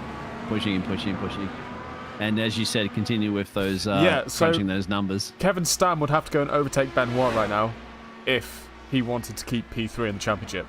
So Paulo's spin there actually helped Kevin out quite a lot. But he has only got 2 laps to close 3 seconds, which I don't think is going to happen unless Benoit has something significant happen. Well, anything's happened recently in those last couple of laps, isn't it? But yeah, you're right. I don't think it even is going to matter anyway if it switches the room. Well, there's obviously a little bit of cash up for grabs, no doubt, like €5 or so between them. But hey, it is what it is. Saying that, however, being as Kevin Stam is the owner of the league, he has already stated that he won't be taking the cash prize, and his cash prize will be skipped down to the next person. Oh, that's nice. So we'll figure that one out, obviously, at the end of the show for the final show time here at the IndyCar. Don't forget, we have more racing to come at Any Store Racing. And I think maybe let's do it. Let's give for the couple of laps now, right? Let's go on board Kevin, and let's just listen to Kevin driving on the penultimate lap, and we'll get ready let's give some showtime to Kev, show the round table racing man that's going to win the championship by far. And let's listen to Kev's 52 car.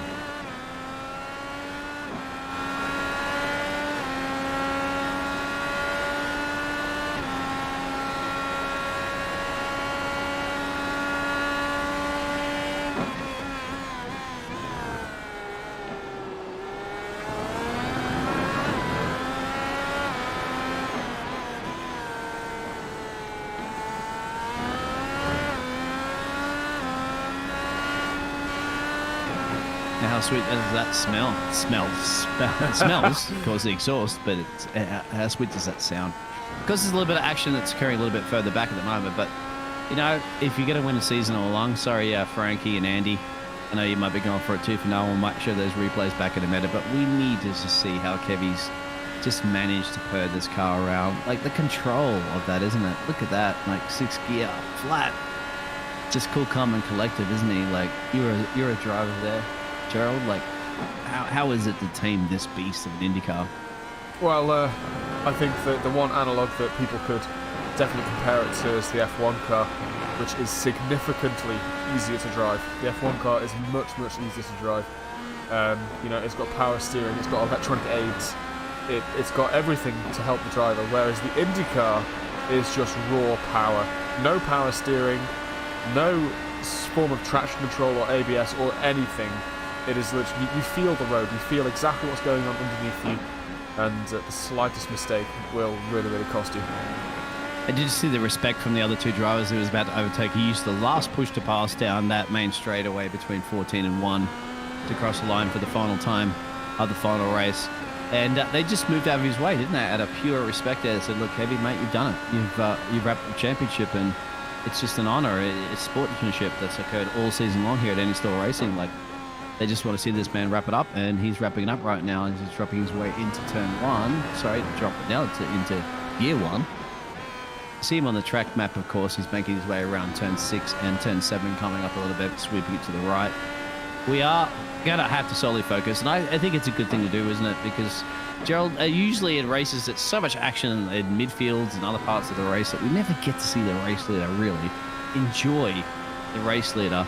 And what do you think he would be going through his helmet right now, knowing 10 races he's had to endure all season long? He hadn't had the best of starts, but then bang, got a couple of race wins back to back to back as podiums, and he's gonna sign his autograph for the final time on the top step for the final race. How's it gonna feel? Yeah, well, I think he'll definitely thinking back to that small battle with Aiden earlier. Like that probably surprised him. I won't lie. I think he's probably going to be surprised by that. And But at the moment, all he's going to be thinking about is getting home safely. It doesn't look like he's pushing too hard. It looks like he's taking here it a we bit go. chill. So Kevin's going to make his 52 car up the hill there and across the line. The world champion of the anti-stall racing IndyCar series for the first season of all has been dominated by the United States driver of Kevin Beryl and dominated in a fashion there. He's got everything he needed to do. Road America is his, the United States of America is his, and the IndyCar championship is his. Congratulations. The round table racing man has done and delivered, and we can't wait to hear what Kevin's going to say. He's got a smile on his face. The bubbly stuff's coming your way. 52 car Kevin Beryl, world champion of anti-stall racing IndyCar series.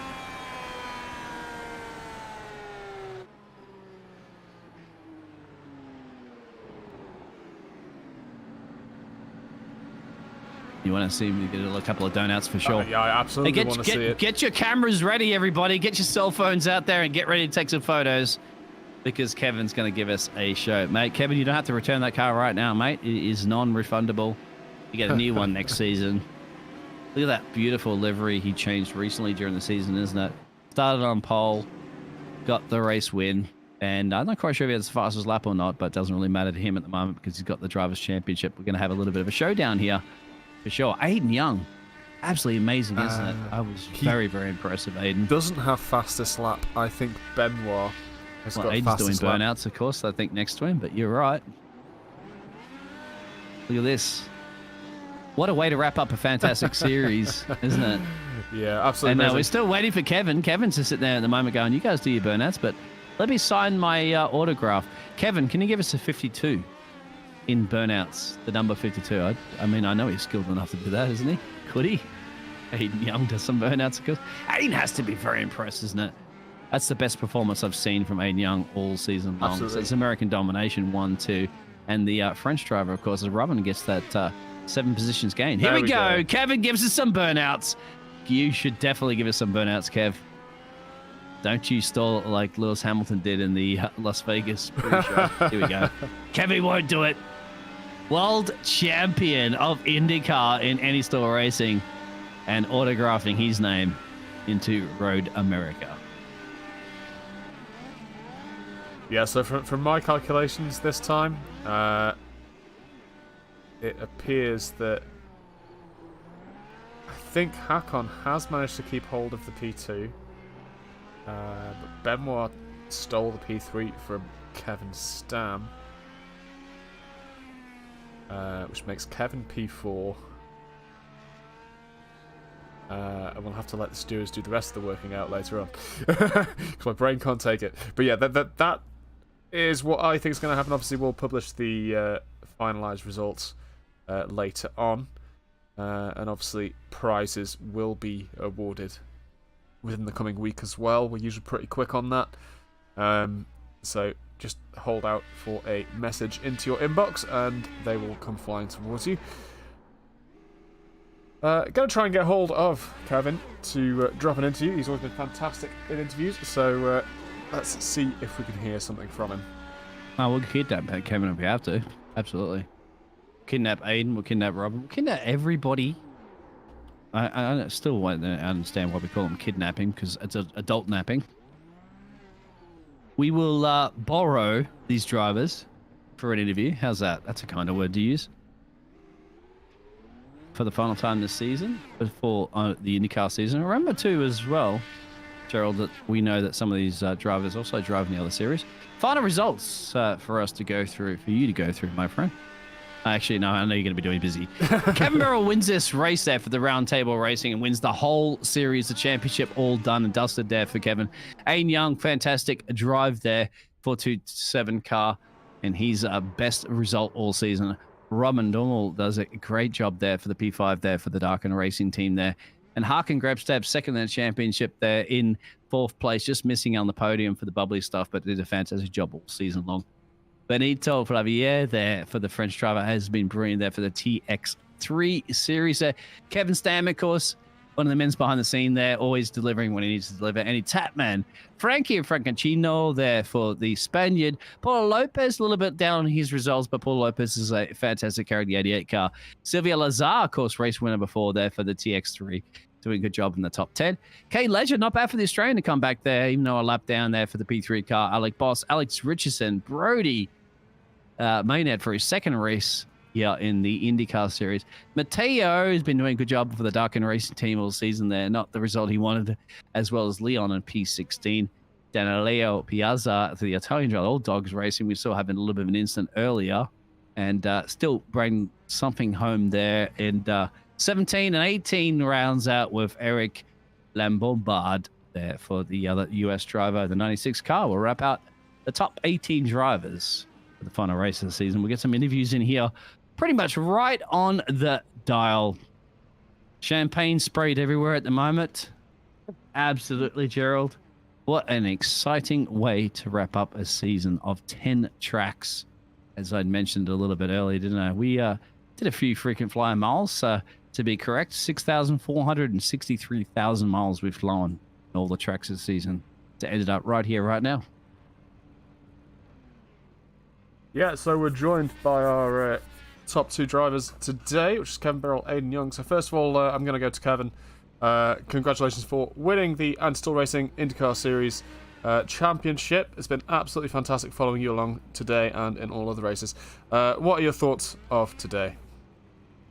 Thanks. Yeah, I'm obviously happy to get the win today. It was, I thought actually last night when I did some testing, Road America is a bit of a weird track because obviously the setup here is like, it's a battle of high versus low downforce. So I figured that if I put together a good qual setup, that I could probably run in the race with, high downforce and just not really have to pass anyone and, just focus on absolute lap times. And as I'm sure you saw at the start, Aiden got through me very quickly. And so I parked it behind him, tried to keep my tires okay as much as I could. And make sure to minimize the time at the first pit stop for refueling, and then just try and blast out as many laps as I could. It turns out that was enough, I guess. It was pretty quick. I was actually surprised. Yeah. It was really fantastic, Kevin. You've won now 50% of the races all season, so the glass is definitely half full and not half empty for you, of course, out of the 10 races. Little bit. Obviously, your I rating of, 5.8K. I mean, realistically, in the day, wouldn't it be fantastic if they could throw another 500 I rating at you for winning a championship? But it doesn't pan out that way. But, hey, winning at home in the United States of America, of course, all the tracks are the United States of America, but winning here for the final time, obviously putting that baby on pole.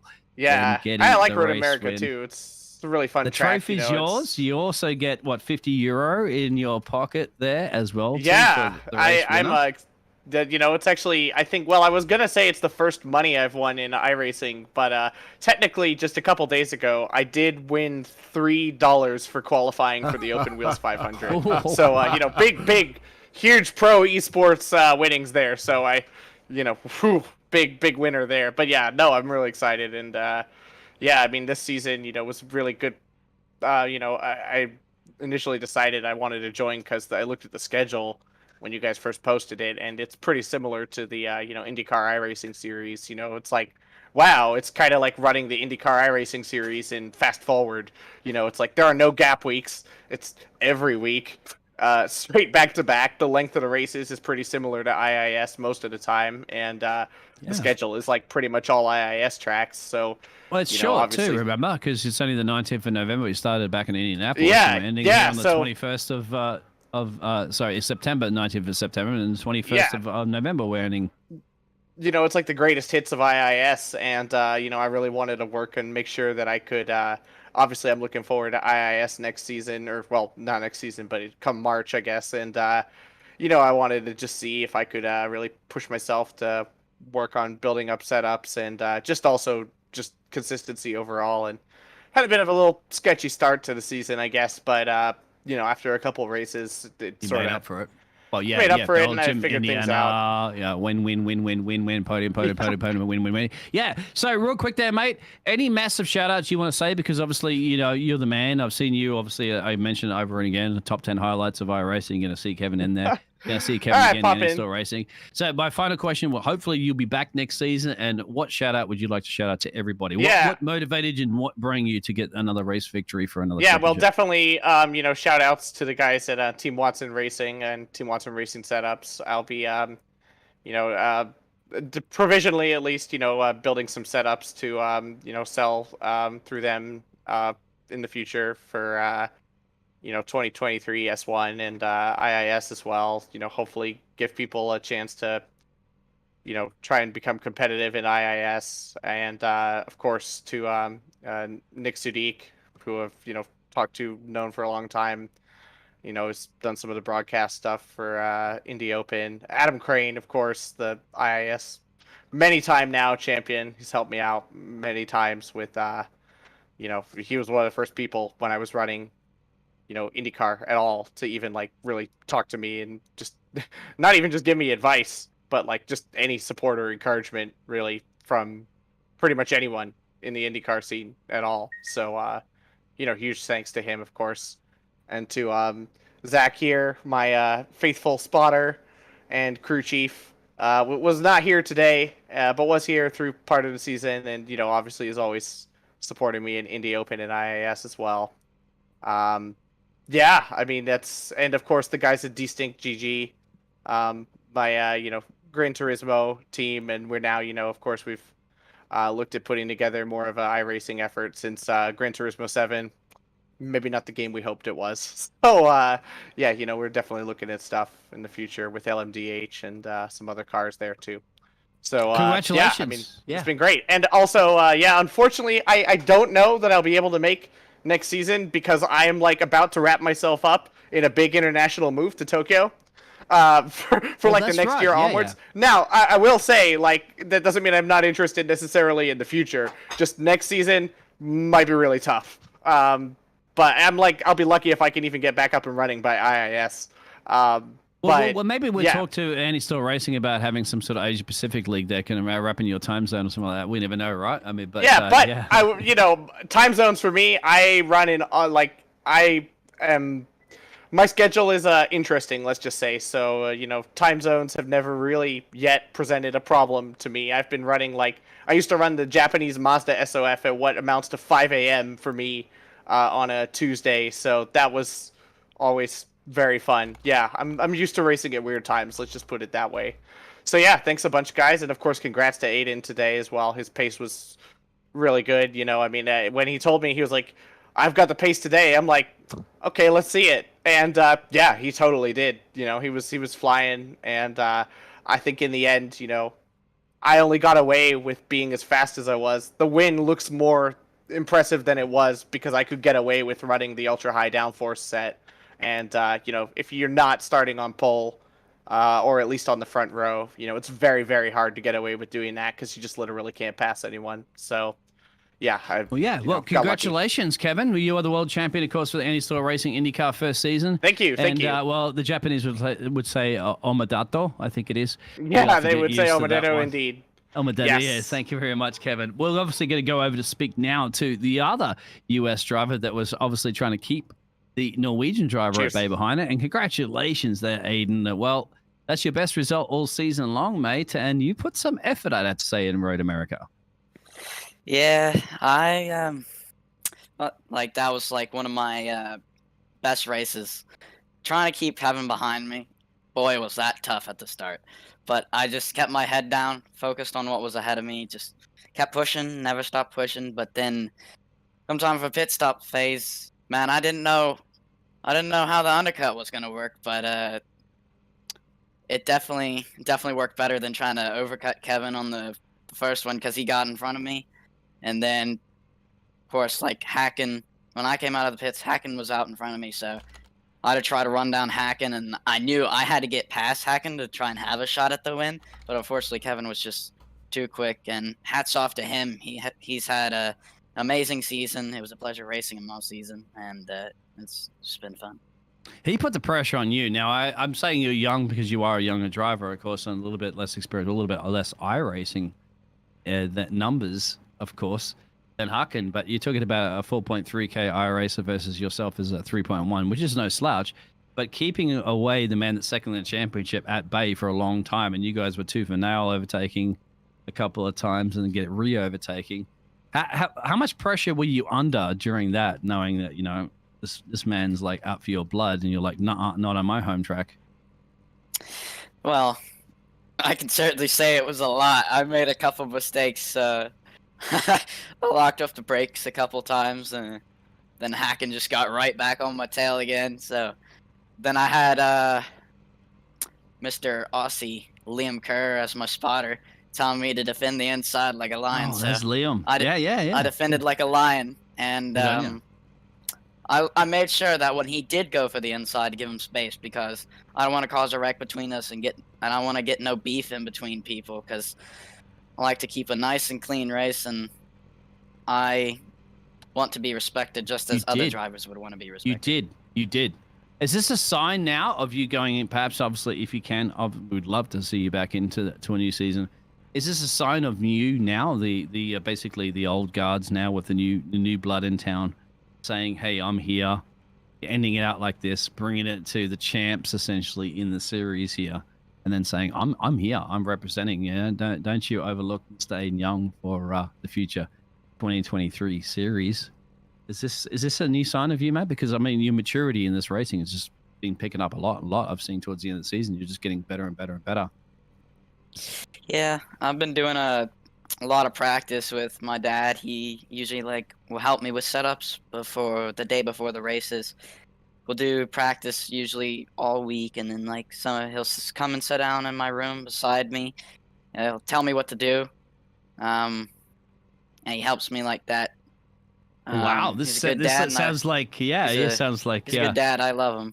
He's a great dad. Maybe sits there and teaches how to race like the. As I say, the apple doesn't fall too far from the tree, doesn't it? I mean, you know that the great Formula One races. Just talk to Max Verstappen about it, all right? Wasn't his dad wrapping up a few race wins on his belt? So it seems like that. And that's obviously a big shout out to your dad then. So what's your dad's name there? And big shout out to you, if you want to say it publicly or not. But my dad's name's Bobby. Bobby. Well, Bobby, GG's, mate. You got your son up in the P2. Now you just need a race win, don't you, for next season to keep your dad happy? Oh, I'll be back hunting next season. I'm not leaving that easily. You can't get rid of me. I like it. And as well as thank you very much for casting during the season as well too at Annie Store Racing, because you know when you're not driving, you're casting, and I'd love to share the casting box with you back again. But I love to watching you win races as well too, or at least getting champagne on the podium or bubbly stuff. So yeah, hopefully next season you'll see me up on the podium a couple more times, and who knows, maybe even a win will come. I just have to have patience. Well, Bobby wants it, and I want it, and I'm sure everybody else at Annie Star Racing want it. So, GG, mate. Very good. Fantastic result. That's your best season, and hope to see more. It's been a pleasure. And, of course, Robin, we will go to for the third place position. 7 positions gained for the French driver, the Robin. Yeah, very, very good drive. How was that for you this evening? Well, I didn't know I had that pace. But in the end, I with the low downforce setup, I kept the cars behind, and I had a really good pace. So I gained up positions like this to P5 and P4, battling with Alex, but he crashed out when he pitted. And then I saw that Hakon has pitted a lap earlier than he had to do. So I just run fast, like quali laps on the last stint, and hope to overtake him. But I thought that I couldn't do, but in the end, he had no fuel left. So on the line, I took his P3, my first and only podium in IndyCar here. Well, yeah, it's good. Number 5 is alive there for the French, and you actually dominate your French drivers at the moment there. There's Minito. I always going to mess up those names. My apologies, Sylvia and Matteo. the other French drivers. Of course, you had what 3-4 French drivers in this league race because your teammates and stuff like that during the season. Is there anything in French you would, if they are listening at the moment, there, please? I know it's your native language. Would you like to say anything to the French drivers and to the French audience? C'est un plaisir de rouler avec vous, surtout. Benoît, j'ai pas trop eu l'occasion de rouler avec toi. Mais oui, c'est un plaisir de rouler, surtout dans cette série. Et puis à la prochaine sur la piste. Excellent. I'm quite calculating the number whether you will be the top of not obviously Flavio. I think will be. Sorry, yeah. Benoit Flavio will probably be the top French driver, but you may very well be just beating Lazer there, I think, for P8 or P9. We'll crunch out those numbers later on. But I like to see this French drivers more because we used to see a lot of French drivers, of course, in Formula One. Talked to Alain Prost and all that back in the day. And in IndyCar now, you're representing, and you guys have been strong all season long, delivering results, working together as a team. Once again, you've gained 7 positions to finish P3 on the podium. And that's to mention you finished ahead of the second in the championship there of the Norwegian Haken Grebstad. So delivering where you need to be delivering. So it's been an honor of casting you all season long, my friend. I hope to see you back again, and along with your teammates. You're also fellow French countrymen. Well, maybe we will do the IMSA series, but nothing is done, so I don't know. But IndyCar, I will stop here because I can't do it again next season. Okay, but you can do other things, of course. Be a part of any still racing community, at least. In any car you can actually get in and do, and we'll try to counteract that for you. But thank you very much, Robin. You've been a fantastic sportsman all season long, and a pleasure to have you in Eddie Store Racing. Thank you. Well, So, Mr. Gerald, yeah. we've heard from the top 3 gladiators on, well, they're all gladiators, of course, but the top 3 that finished this race, of course, Kevin, Aiden, and Robin. Any other words you'd like to say, of course, and there's lots to talk about. And I would like to hear from, if there's time, of course, from Harkin, of course, winning his second championship. Well, you can probably wrap it all up. What's going on in the championship? How's it all panned out? Did you crunch those numbers? Yeah, I've done a bit of mental maths, which I'm not great at, so certainly wait for the official results to be released later on over the next couple of days. But obviously, Kevin Birrell has taken the championship.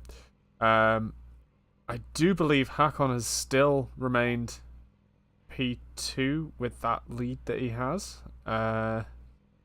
Yes, he has. I'm pretty certain, actually.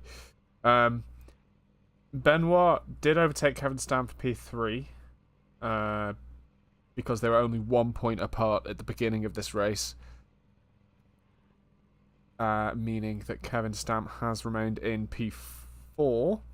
And below that is a little bit too much maths for me to start working out in just my head. So, yeah, make sure you come along and check it out in the Discord over the next couple of days, and we'll start giving prizes out as well very, very shortly. So, along with finishing our IndyCar series today, we're finishing off the Touring Car series tomorrow. Obviously, last Friday was the last IMSA race. But tomorrow is the last touring car race, which is going to be absolutely brutal, always wheel-to-wheel, door-to-door racing. So it's going to be absolutely fantastic. And then on Wednesday, we have a special something going on our YouTube. Something regarding the next season, which I'm already hyped for. Even before finishing this race, I was already hyped for, and I'm really hoping that a lot of you guys out there are hyped for it as well. So make sure you tune in. That's 7 p.m. UK time on Wednesday on the YouTube channel. There will be some content going up. And Biggles, if you want to close us down, go for it. Had to close it down, unfortunately, because we had to close it down because we've gone through 10 grueling, fantastic races from Indianapolis to Texas, Long Beach, Belle Isle, back to Indianapolis, Barber, Iowa, Watkins Glen, Pocono Raceway, and Road Atlanta has wrapped out this fantastic season for the Anti-Stall Racing IndyCar first season, and it's all over. Congratulations to Kevin Birrell for wrapping up that championship. It's been exciting, it's been fun, it's been entertaining, but all good things must come to an end. And it's just an end of one part of many chapters of the Anti-Stall Racing series. So make sure you hit the subscribe button, hit the thumbs up. antistallracing.com is where you're going to find all the action. It's been a pleasure. Thank you, Gerald. Thank you for all the casters all season long. And I am the Biggles signing out. And thank you, drivers. A little tear to my eye. It's been an absolute adventure. And I'm looking forward to see you all on the track again next season. Good night. Take care.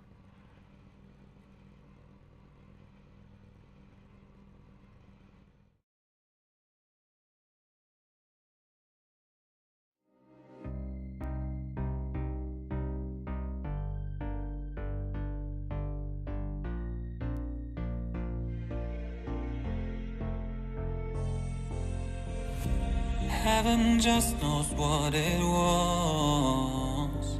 Will I go back to the place where I belong? Everyone could break my heart, but I try my best to not fall apart. And I find it hard to let go. The memories keep me together. Gotta fight till the end, no pressure, no pressure. And I find it hard to say no to the ones who want something better, to the ones who never say never. You'll be my pleasure.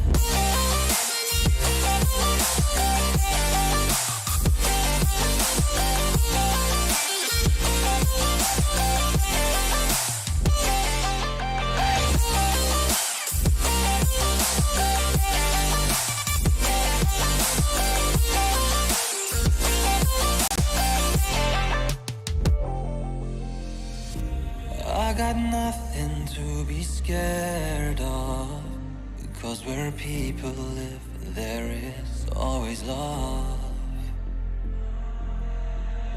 I know the answers in my heart, so I'll try my best to not fall apart.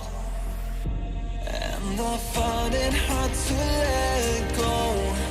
The memories keep me together. Gotta fight till the end.